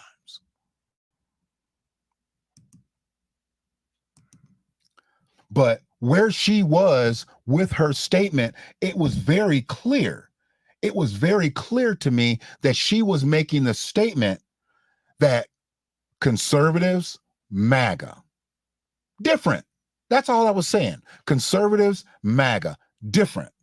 I'm gonna go back 15 seconds on this, and let her cook it out for about another 48 seconds. Okay. Black Americans are poorer today than we were before it. People don't know this, but during the time of Jim Crow, before welfare was established in the 1950s, Black Americans were actually outpacing white Americans in this country in terms of economic growth. And the reason for that was because our families were together. We had good values. The government only wants to give you the bare minimum, but where's the rest of the money? Where is it going? They sign these bills making you think that this money is going to you. It's not. They are stealing from the American people. And you look at your congressman, whoever it is that you guys sent down to DC, and you realize that they're all just puppets. I feel like we're watching a performance to the money. Where is it going? They sign these bills making you think that this money is going to you. It's not. They're stealing white Americans in this country in terms of economic growth. And the reason for that was because our families were together. We had good values. Right here. The government only wants to give you the bare minimum. But where's the rest of the money? You agree Where with is that? it going? They sign these bills making you think that this money is going to you. It's not. They're stealing from the American people. And you look at your congressman, whoever it is that you guys sent down to DC, and you realize that they're all just puppets. I feel like we're watching a performance, and who can say the most outrageous thing. The Republicans don't want to sign this because they want, slavery and they want you back in chains. The Democrats don't want to sign this because they want grandma to die. Whatever it is, you're watching to me, it's a play. So is that not the truth? Do you feel that there's not fault on both sides? Because I've always felt that both sides have their issues. And I definitely feel that the money runs up to the government and runs through the government, but the government don't make no money. Government don't make no money. We make the money as the people. The government takes our money. And she said that during the course of this interview. The government takes our money. They take our money. They don't make money. The U.S. Mint, the U.S. Mint makes money, but the government doesn't make money. The government takes our money and it gets filtered amongst politicians or American politics as a whole. And you ain't got to be Democratic or Republican or Green or Independent or anything to know that. But you got to be dumb to not understand it. And if you ignorant, just stick around. I can help ignorance. I just can't help dummies like X. So this is something, because I'm almost rounding out. I got two more audio links to, and once again, fair use. I ain't said it in several minutes. Fair use again, using a stream, using audio that I drafted from the Breakfast Club interview with Candace Owens. And obviously y'all still hearing it, so they ain't killed the stream. So I appreciate that. They can kill the audio if they so chose, but iHeart, maybe they having a heart today. I don't know. Maybe X gonna go call YouTube and be like, he using iHeart stream, because X sounds like a classic hater to even come up here with that bullshit talking about I wanted to go viral. That's craziness. Y'all already know I condemn myself all the time that I don't do enough self-promotion. Should have did it years ago, but it's way too late, because that type of game for me is gone. I still like to get the message across, but I don't need to do stuff to go viral. Okay. I should be just viral when I hit play. It should go viral. My message is more thorough than 80 to 90% of the people that are actually on the internet, but you'll never know it because I don't do goofy shit to try to go viral. Like leave a Facebook post. Facebook is actually a dead platform from what the kids are saying anyway. And I'm going to show you something with that as soon as I get done with these two slides. We're approaching them hour and 25 minutes. And I appreciate everybody that's been in here. Brother Brian, Sister Cynthia, appreciate you. I don't know if Brother Tony is still in here, but ain't nobody else really kicked in here into the discussion. Everybody else is kind of laying back. But it's showing that we got 45 people. Showing that there's 45 people actually watching the live. That's pretty good for me. I don't generally get that many people to watch the live, because I don't try to go viral. Maybe I can get X as my publicist and he can teach me, or she can teach me, or it can teach me how to go viral. Because doing a Facebook post 4 days before, I don't think is something that's going to help me go viral. Oh, and what's up, Kels? How y'all doing? How you doing? Forgot Kels came through. So this link is called Beholden to the Political Plantation. I love the way she broke this down. Because what happened was they were coming full circle talking about Trump, and they had to kind of bring Biden back into it. You got to know that the Breakfast Club is a blue it's a blue radio show. Okay. They like Biden. They like Kamala. They like the Democrats. I get it. and the Democrats funnel money through that. I'm sure iHeartMedia is ran by a bunch of liberals. I'm sure. But you're in a situation that when they start talking, they've got to bring it back around to Biden. And the way they did it was to talk about being beholden to a party. So I call this one beholden to the political plantation. I don't think that's why I think if you're black, you shouldn't be beholden to any political party, Democrat or Republican. Right. I mean, I think that any concept of saying that I am a Republican forever or a Democrat forever is a nonsense. You should always look at the candidates that are running, and any person that is running saying that they want to grow government is your enemy. Why do you think people give you a lot of backlash for questioning people and having questions? I see all the time with Charlemagne, if we question something that Kamala Harris did, or question something that Joe Biden did, or question somebody that's Democrat did, why do you think our people have so much backlash when you ask so many questions? Well, because I think that they don't realize that they've been manipulated against their own interests. And a lot of it is, when you start telling the truth, you become a problem to the establishment, right? So if you're the military industrial complex and you want people to just kind of sleepwalk into another war, and I'm sitting here telling you that, Pentagon just can't keep finding the trillions of dollars that they send overseas. They've got this budget and they're sending all this money to Ukraine. And then they say, oh, we don't know where all the money went. It's being laundered and it's being sent back to a very small group of powerful people.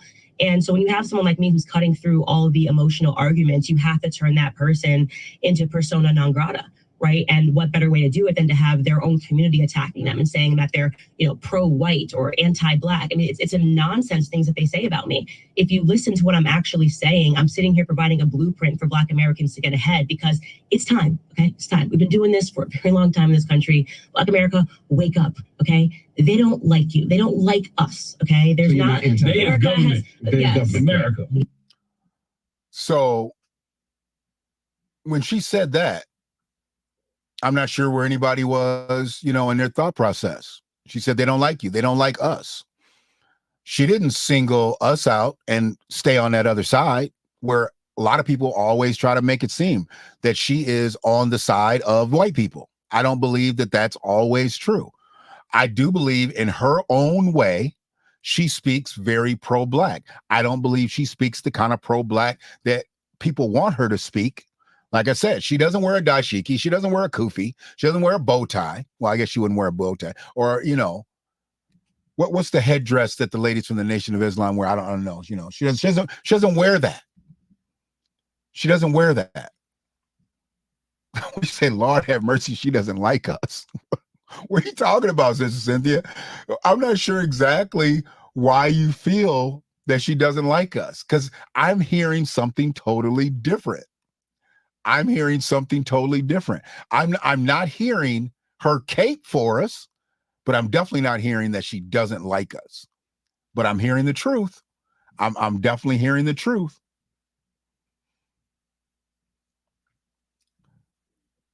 TP, David Tron, Maryland. I'm not sure exactly who that is, Jay Bird. What's that? I'm not sure who that is. But I'm going to go back a little bit just so we can hear that again. Like Sin said, she don't like us. Saying I'm sitting here providing a blueprint for Black Americans to get ahead, because it's time, okay? It's time. We've been doing this for a very long time in this country. Black America, wake up, okay? They don't like you. They don't like us, okay? There's not America has, yes, America. Yeah, like the government, the American government. Why would you think the American government wants to help you? Well, at what point in history has that proven to be right? And I'll challenge that, and I'll make it wider to all Americans. When has it ever been the circumstance that you felt that the government really just was out for your own best interests? Think of them as a corporation. They want to grow themselves. They want new departments, bigger departments, larger budgets, like any other corporation would want. And they never want to leave DC because we don't have term limits, which we should have, right?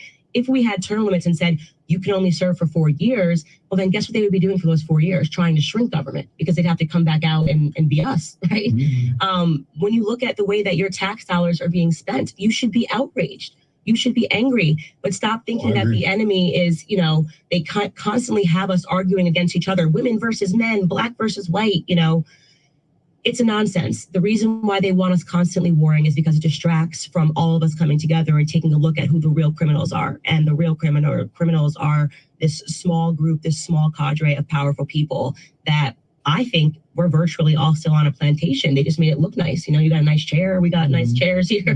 But I think we're all still on a plantation.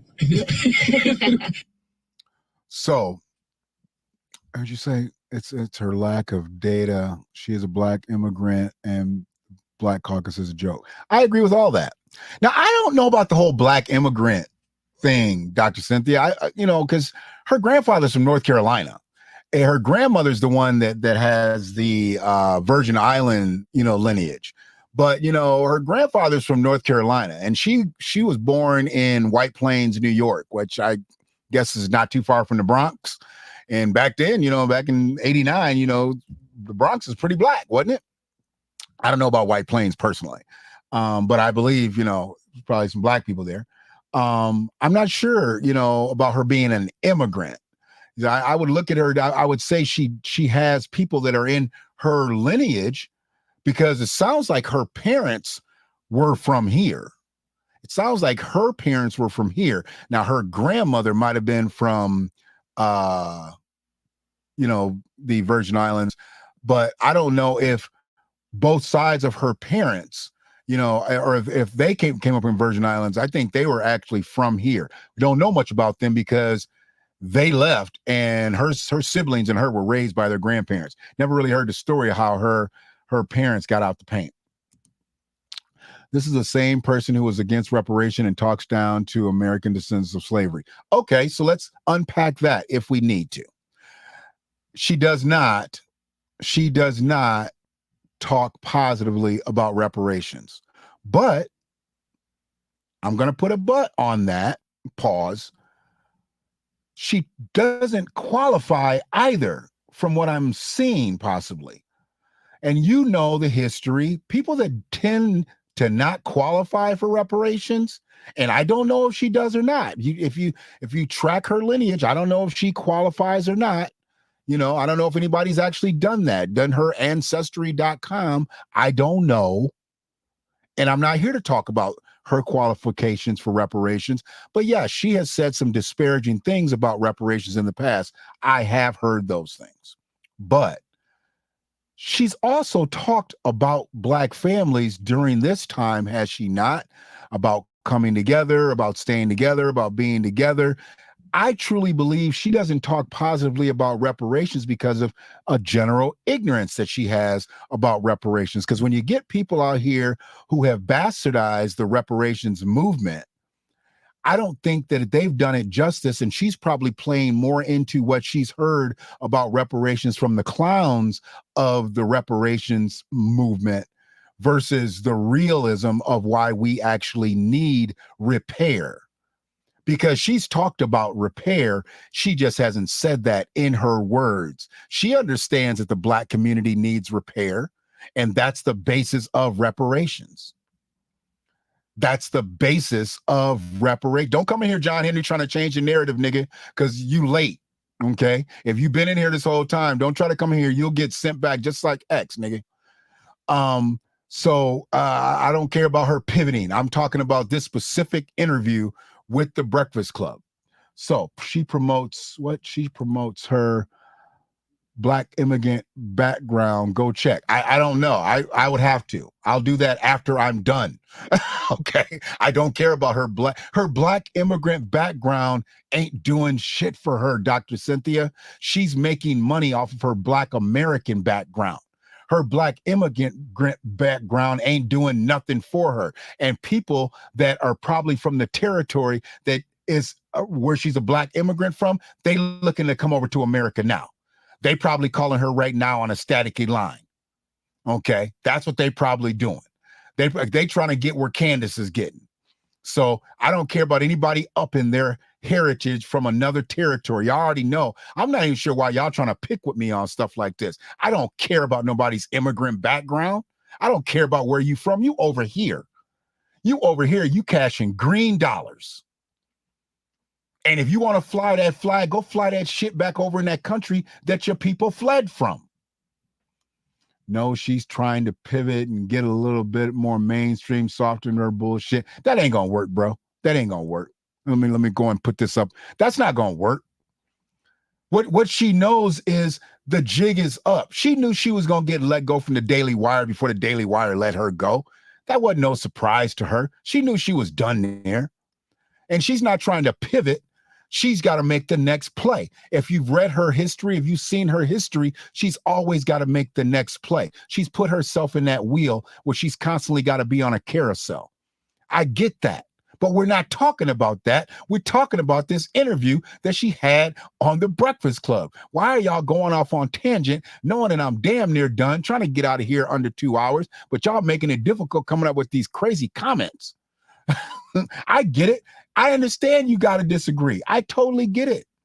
I totally get it, Dr. Cynthia.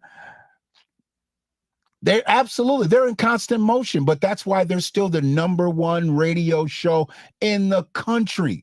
Urban. I don't know if they're the #1 radio show. I know they're the #1 urban radio show.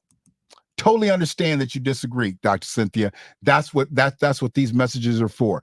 And I'd love to learn, even offset on the back channel, of why you disagree with what either I'm saying or what she's saying. But the main thing that I'm doing right now is I'm putting forth the message that I heard, and regurgitating it does not mean endorsement. It's in the title. I thought I fed them for giving her a platform. I thought I fed them for giving her a platform they're part of. I'm not sure exactly what that means.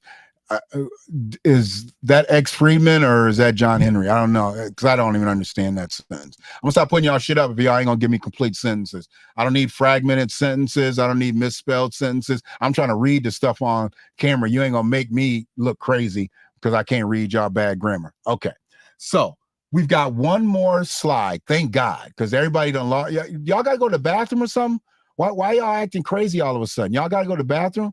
Y'all coming across with, just a lot of foolishness. Y'all was in pocket, and then all of a sudden you just jumped out the window. I'm driving, and this is a dictation problem. Pull over, nigga. Pull over, because you're messing up the algorithm with your bad grammar. You up here with X Friedman now. You and X Friedman about to have a spelling bee up in this bitch. Okay? Pull over. Pull over. Don't be doing no voice dictation on my stream at my expense. Got my shit looking raggedy. Yeah, pull over. Pull over. Good Lord. So we got one more.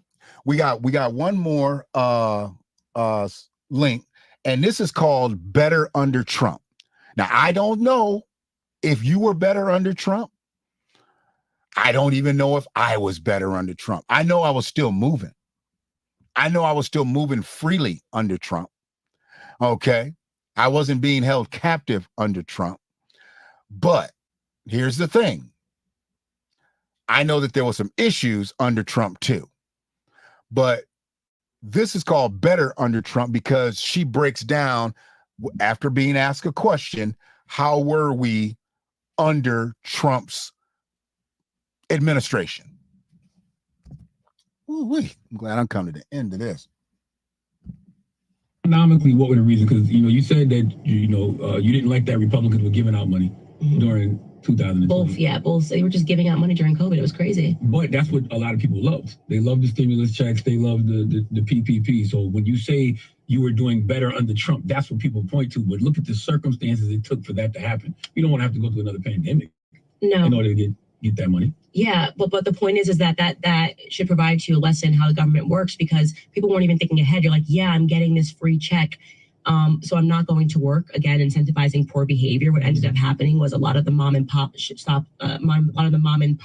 stores closed, right? A lot of businesses actually had to fold because they couldn't sustain it under the economic environment. They just couldn't thrive. Employees did not want to go to work. It was crazy. Mm-hmm. And so what ends up happening is the individuals get weaker and the corporations got bigger.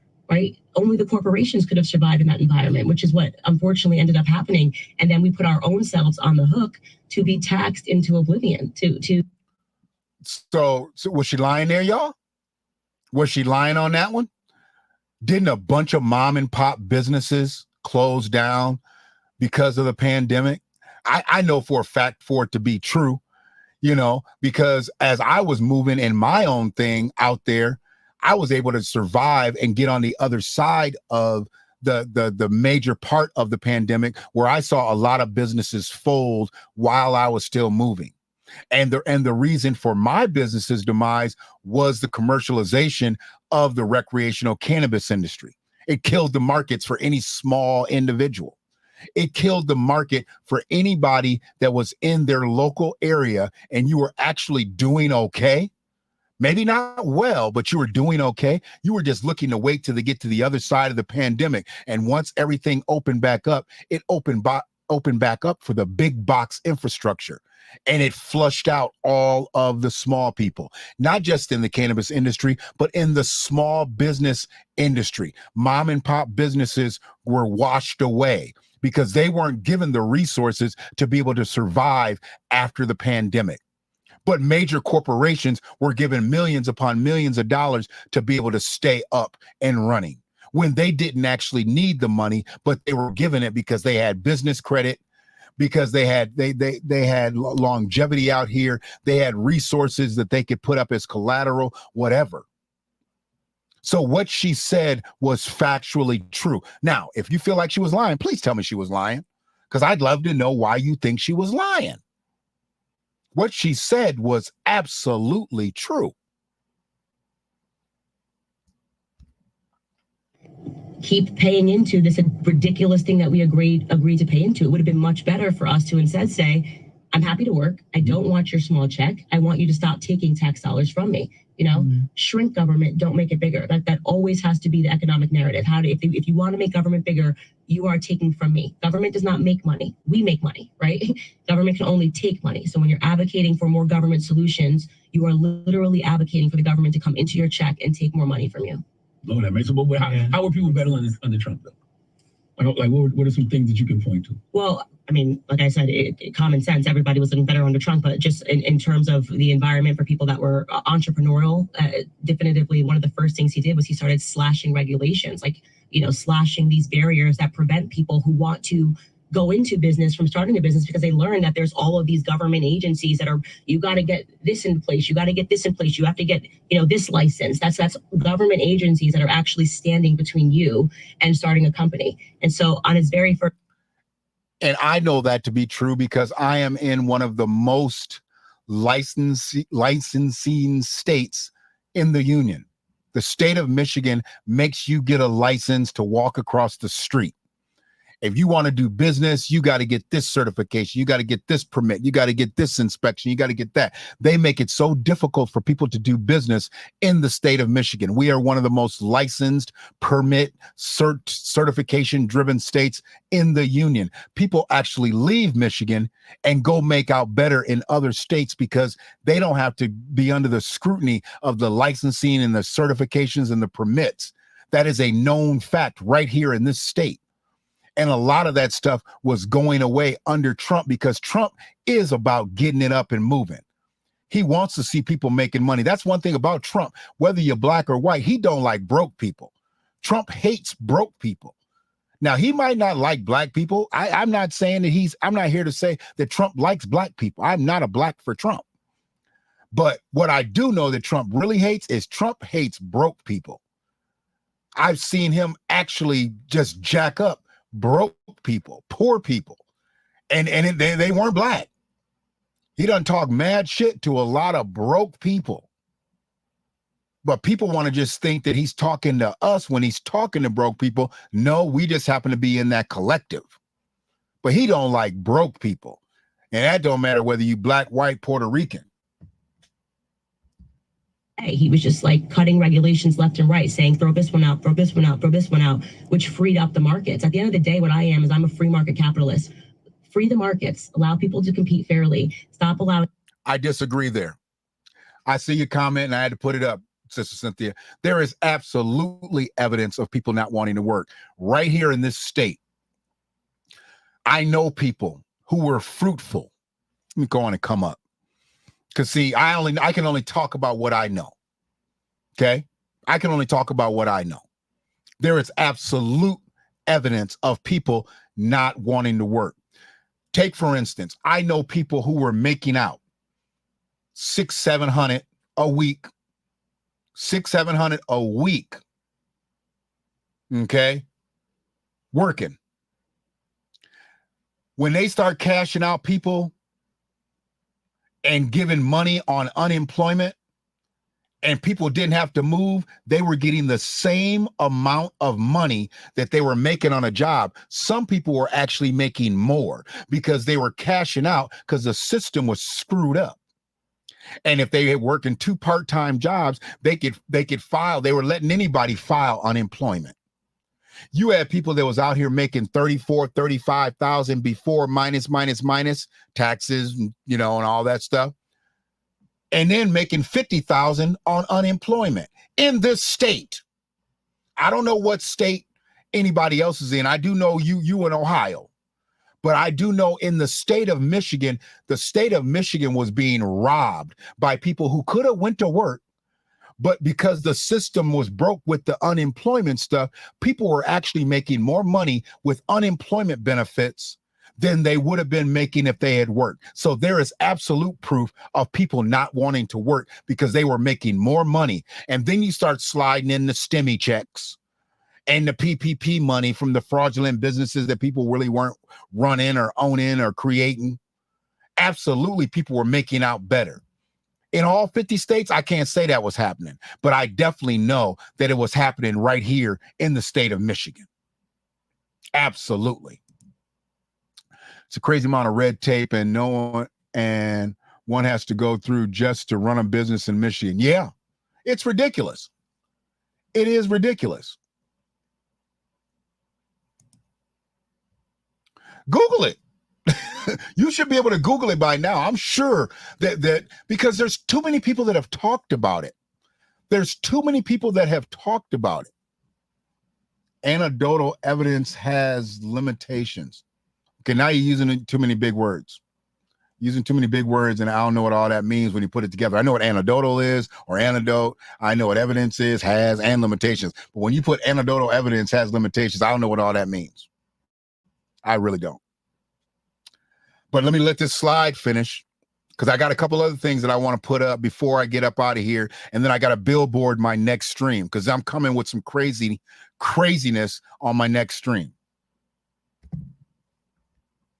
To stop people or de-incentivize them from creating new jobs. I'll give you an example. A cousin of mine wanted to start a food truck. Great, awesome, love for you to do that. And he looked into like how many certifications and barriers there were before he could actually start the food truck. That is the government growing powerful. Essentially, you have to have money or you have to know somebody to play the game for you to be able to start from nothing and make something of yourself. Economic mobility is really what it's about. So, I mean, that was one of the things that I loved the most about Trump is that he was very sensible. He has a very good business head. He understands the business environment, and every person should want to, should be aspiring not to work for a bunch of people that don't have your best interests, but to be able. I agree with that, but so many of his businesses have failed. Yeah, but even failing is a part of the things that I've tried to do have failed, right? And I don't ever let that be a barrier. Like I think that I'm glad she actually kicked up. I'm glad she actually kicked up. I would have loved to have seen them come through and stop her on a couple things and get some kickback with a couple of the comments that she made, but they didn't. But that's just the quintessential Breakfast Club interview. They're not there to really ask the tough questions. They're there to get the questions that need to be asked to make their interview pop, but not really so much to be obstructionist. So I got why and how they interviewed her and why it went. But when he said so many of Trump's businesses have failed, we absolutely talk about that all the time. Trump has went bankrupt how many times? I don't know, 10 times. But let me ask you something. As many times as Donald Trump has went bankrupt, have you ever seen Donald Trump not in that blue suit, in that 7-foot red tie, and them shoe lifts? Have you ever seen his comb over not right? Have you ever seen Donald Trump not getting into a limousine? Have you ever seen Donald Trump not behind that big oak desk? Have you ever seen Donald Trump not looking like he's got it still? Because whether he's got it or not, that's up for debate. Donald Trump has filed bankruptcy so many times, but you ain't never seen him live differently. Ever.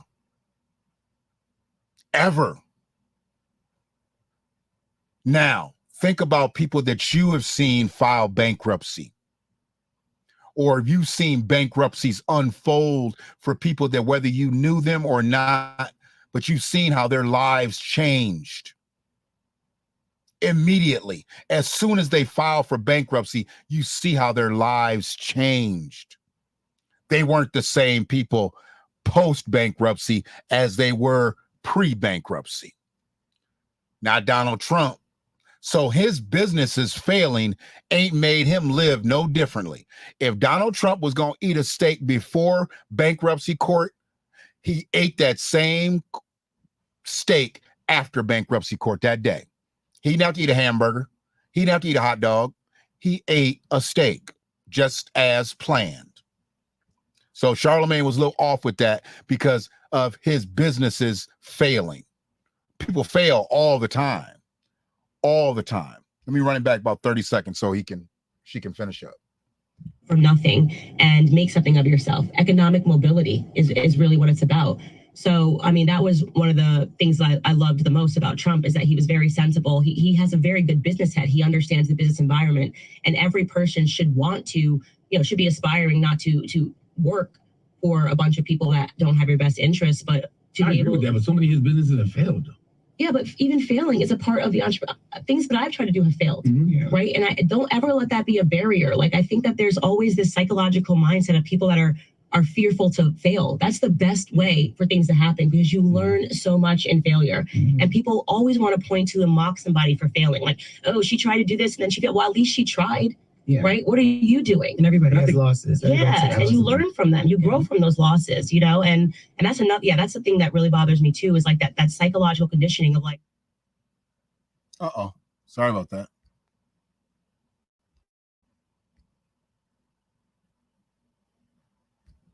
What are you doing? And everybody has losses. And you learn from them. You grow from those losses, and that's enough. Yeah, that's the thing that really bothers me too, is like that psychological conditioning of like, well, what's the point in trying because you might fail? It's like, no, you should try and you might fail. And then you'll learn. And the next time you try, you might make something of yourself.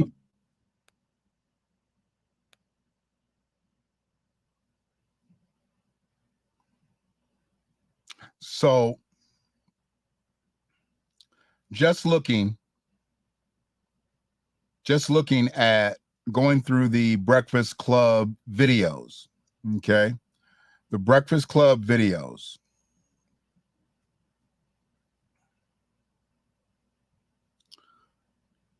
Candace Owens' video got 1 million views. It's over 1 million. Over 1 million. Jasmine Guy had an interview, 179,000. Ray J, 329,000. Hold on. Let me get somebody else that y'all would consider popular or whatever.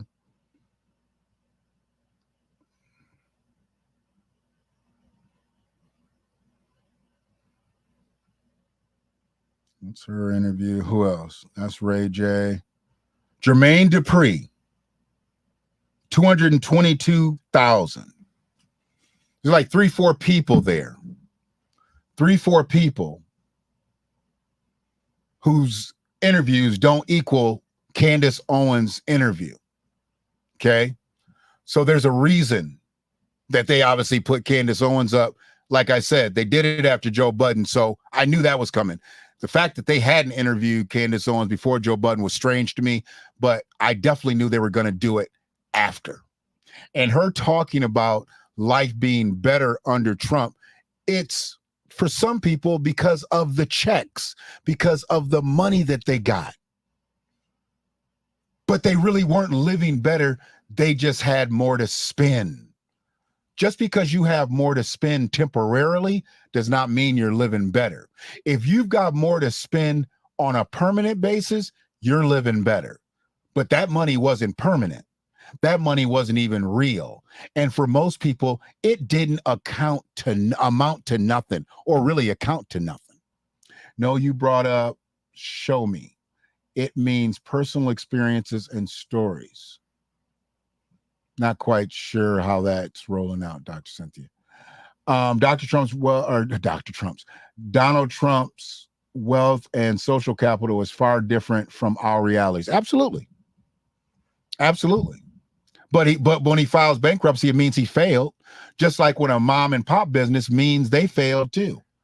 But mom and pop business, if they're doing good business and they don't have enough resources, they should be able to go somewhere to be able to get that money to keep their business keep going. Because if they've got employees, if they've got families to take care of, then they need to be able to keep that business going, just like Donald Trump needs to be able to keep his business going. Why can't we get money to keep our businesses going the way Donald Trump gets money to keep his businesses going? I believe that's all she was saying. And she didn't seem like she was saying anything else, or she'd have said it. I think people like to take her words and twist them for their own personal benefit and throw her under the bus, because I'm not, once again, regurgitating does not mean endorsement. I'm not saying she says everything perfect, but what I am saying, she says everything that's truthful in her mind. Whether it's in your mind or not, you got to kind of pick out the bones. I know y'all still eating meat. But pick out the bones. Okay? I'm not eating meat. I'm plant-based. Still eating a little bit too much junk food, but I'm plant-based. So I don't need to worry about picking out the bones. The bones are gone. But I appreciate anybody that's stuck around for this thing. We had $1:55. We almost hit 2 hours, but I wanted to bring up two things. And this clown here, he actually brought himself into the picture because he's jealous. Rosenberg is jealous because his main competitor, The Breakfast Club, had Candace Owens on. So he decided he wanted to throw a swipe, because I know that if Candace Owens had called him and said, hey, I'd like to come on your platform and speak my piece, spit my shit, he'd have actually taken her up on it, especially after Joe Budden did it. He'd have did exactly what the Breakfast Club did. Now he want to talk greasy, but you got to take into consideration it's Peter Rosenberg. I'll let it go. Anyways, three other things before I get out of here.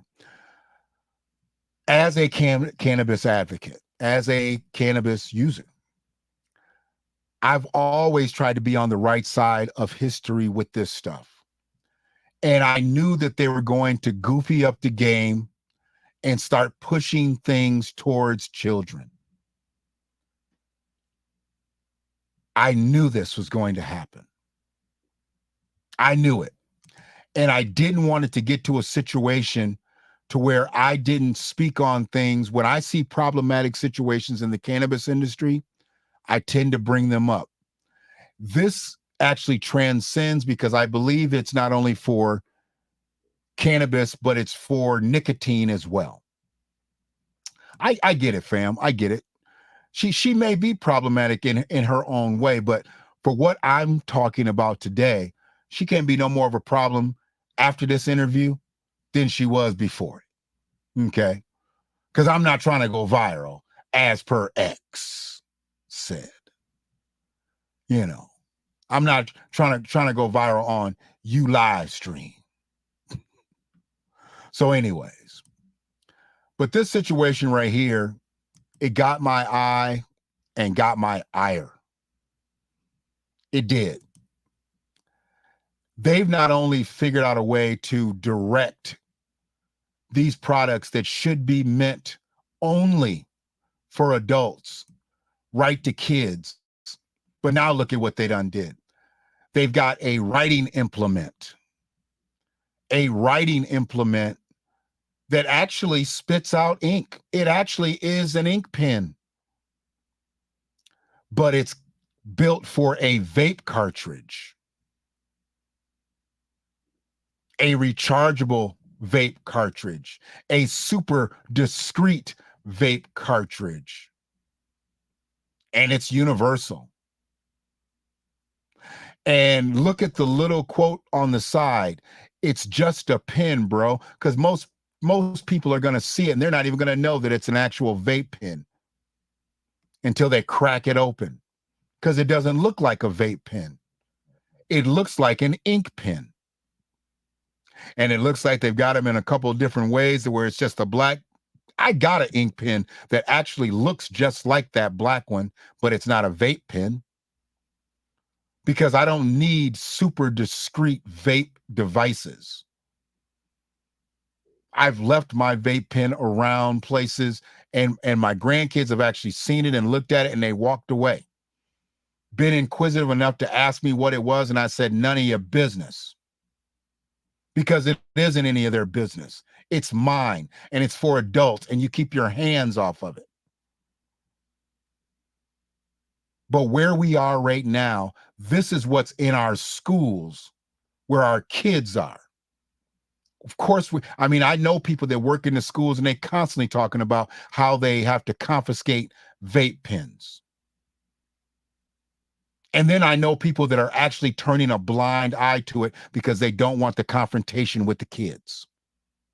Nah, fuck that. Confront them. Get it out their midst. They're children. They're in institutions of learning. They should be there to learn, not to vape. And if they say, hey, you just took my pen, give them a ballpoint pen and tell them to keep it moving. That's not the pen they need. That's not the pen they should have in their possession. She absolutely can go on the shows because she gets no pushback. She can run over most of these hosts and hostesses. I get it. But I didn't take the audio so she could do that here. I picked out what I needed to pick out to be able to move the message that I'm moving today. And then the next situation, a teacher had everybody take out their cell phones. And I love this experiment. I think other teachers need to try this. A teacher told every student to take out their cell phones and turn on the notifications and turn on the volumes. And every time the notification would go off, they wanted to know where the notification was coming from. This is just for one class period. One class period. So they got fourth. I guess you must have did it all during the day. This is fourth period. So across the top, you've got Facebook, Snapchat, email. In the middle, you've got text messages, phone calls, Instagram. On the bottom, you've got Twitter, GroupMe, and Discord, and then other. And these are the notifications for one class, probably 25, 30 students at best. And look at all of the notifications for one class period. This is how much your kids' phones are going off in these classes. This is how much of a distraction that your children's phones are to them in these classes. And I know they can't help the Facebook notifications or even the Snapchat notifications or Instagram notifications or the Twitter notifications or the GroupMe or the Discord notifications. I don't know what other could be. Maybe other social media platforms. They can't even help when an incoming call comes in because they don't know somebody's going to be calling them. But what they can help is that text message. They can't help that text message. Look at all the text messages outweigh a bunch of things combined. You take the Snapchat, the Facebook, and the emails, and it outweighs all of them combined. Look at all the text messages. You take the phone calls, the Instagram, the Twitter, the Discord, and the other, and the text messages outweigh them combined. What's that mean? That means your kids and their friends are communicating a lot in school. A lot. This is only one class period. So imagine your child's phone going off like that all day, every day in school, being a distraction to them while they're there to learn. While they're there to learn. What type of literacy is going on there? Obviously, they can read at least because they're getting some text messages. I'm not saying that all the text messages are being spelled out. I don't know how you can actually misspell words with a smartphone anyway. It tells you when your word is spelled wrong and gives you the word to put in there right, but y'all still misspelling stuff. Just like X. X, didn't you know that you had a red line up under that word and it didn't flow? Sometimes it'll autocorrect your grammar, be like, oh no, you don't want you want your X. Tighten up. Tighten up. Lastly, second to lastly, Tyson Foods. We need to be off Tyson Foods, y'all. We need to be off Tyson Foods. I'll talk more about this on my next stream as a matter of fact, I want to break down some of these brands and their troubling histories. I'm not on them because some of them are meat brands. I'm not on them because some of them are in states where I know that they've already done a lot of damage to our people. I'm not on them because they just traditionally have unhealthy products. I'm on them because they are turning their backs against American workers and they are shoehorning illegal migrants into their facilities to work. This is why I'm on Tyson Foods. We need to be up off of Tyson Foods and the brands that they play. Mexican Original, Lady Astor, Tortilla Lamb, Bosco's, Nuevo Grill, Wright. A lot of y'all eat that Wright bacon, that thick bacon. I used to eat it. Ballpark, State Fair, Chef Pierre. You making pies, you making it with the Chef Pierre crust. Rudy's Farm, Hillshire Farms. Y'all got Hillshire Polish sausage in your refrigerator today. I can't say nothing about what you already done bought and paid for. Go ahead and enjoy it. Just don't buy no more. Jimmy Dean sausage, that's going to hurt a lot of y'all. A lot of y'all love Jimmy Dean sausage. Y'all going to keep eating that pork. I get it. But go get it from somewhere else. Go get Bob Evans. Bob Evans sausage has always been better than me, but I don't eat Bob Evans sausage even no more. They are turning their back on the American worker. We need to turn our back on Tyson Foods. That's what we need to do, and I'll talk more about that on my next stream. But where I'm coming with my next stream, and I don't know if I'll have the energy to do it tonight, or be able to put it together tonight, but I'm coming with local politics next. People been on me why I've been so quiet, I've been bogged down with a lot of work, a lot of family stuff, hell, car troubles, all kinds of stuff, just typical things that happen to somebody that's trying to get things done out here. Just shit happens. I got to go take the face off the dryer and figure out why there's a noise in it, in a little bit here. Go spend some time with my granddaughter before she goes down for the night. But you got things that just keep you from doing it, because in between my Facebook posts that I put up so my live streams can go viral 4 days later, this is what I got to do. Yeah, I know. I can't let it go. Once you troll me on my stream, I'm not going to forget it. I'm not going to forget it. Hopefully X will come back on this stream because I'm going to be talking politics. I'm going to be talking local politics. I'm going to drop down out of this right here. See, these are some of our local politicians. In the center of the picture is the sheriff, the current sheriff. And just to his left, just on the right, with the little squint in his eyes. And if anybody knows this original picture, he's in Tupac's spot with his hand up to his head, with his black frame glasses on. He's vying to be the next sheriff. He's the underling to the current sheriff. And just to his right, he's the bean counter. He's the bean counter. What do they call him? The administrator, the county administrator.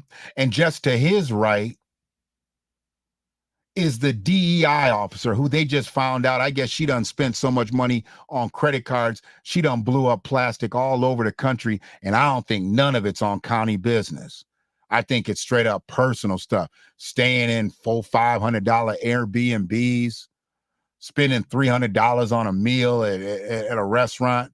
I'm thinking she there with 4 or 5 people. They said she was there by herself. Like, dang. Jester Her Right is the head of the board of commissioners, and then the rest of them are commissioners on the board. And we'll have other people that we talk about that have been playing the crazy game of politics in this county.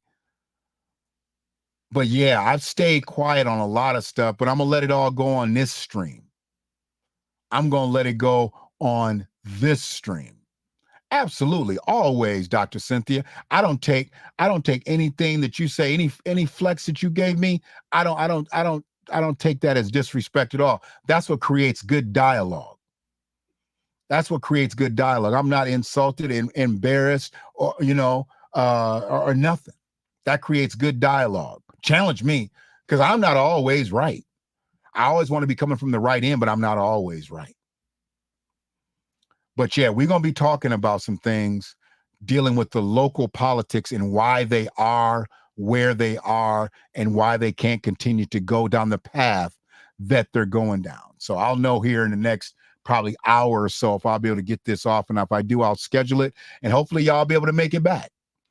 Hopefully y'all will be able to make it back. The people that have been in here today that were interested to hear about Candace Owens, hopefully you'll be ready to hear about the row, or I'm calling it the gnaw. Washing our politics gone wild, spending money recklessly, talking policy, talking legislation, but really ain't doing nothing but filling their pockets with taxpayer money. That's all they really doing around here. Ain't getting a lot of nothing done, but they talk a good game. They talk a good game, but we gonna have to put it on them because that's what we do with Friedman Media. As the villager on deck, that's what we do. So until next time, not going to be sure if it's going to be tonight or tomorrow. I appreciate y'all. And like I said, anybody that watched the stream, share the stream.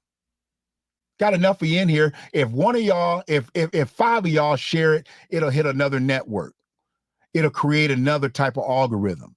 If 10 of y'all do it, it'll be a beautiful thing. If 25 of y'all do it, because I got over 25 still listening live. I'm actually really happy with the message going out to this many people live.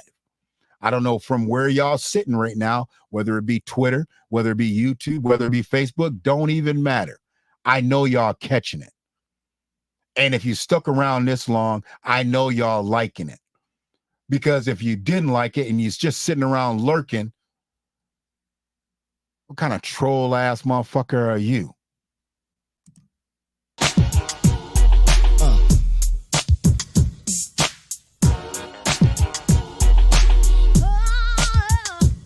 Yeah, rappers stepping to me. They want to get some, but I'm the cat, so yo, you know the outcome. Rappers stepping to me. They want to get some, but I'm the creeper, so yo, you know the outcome. Rappers stepping to me. They want to get some, but I'm the cat, so yo, you know the outcome. Rappers stepping to me. They want to get some, but I'm the creeper, so yo, you know the flow. Yeah. Who wanna see me act a fool? Grab the mic and broadcast like the 6 o'clock news.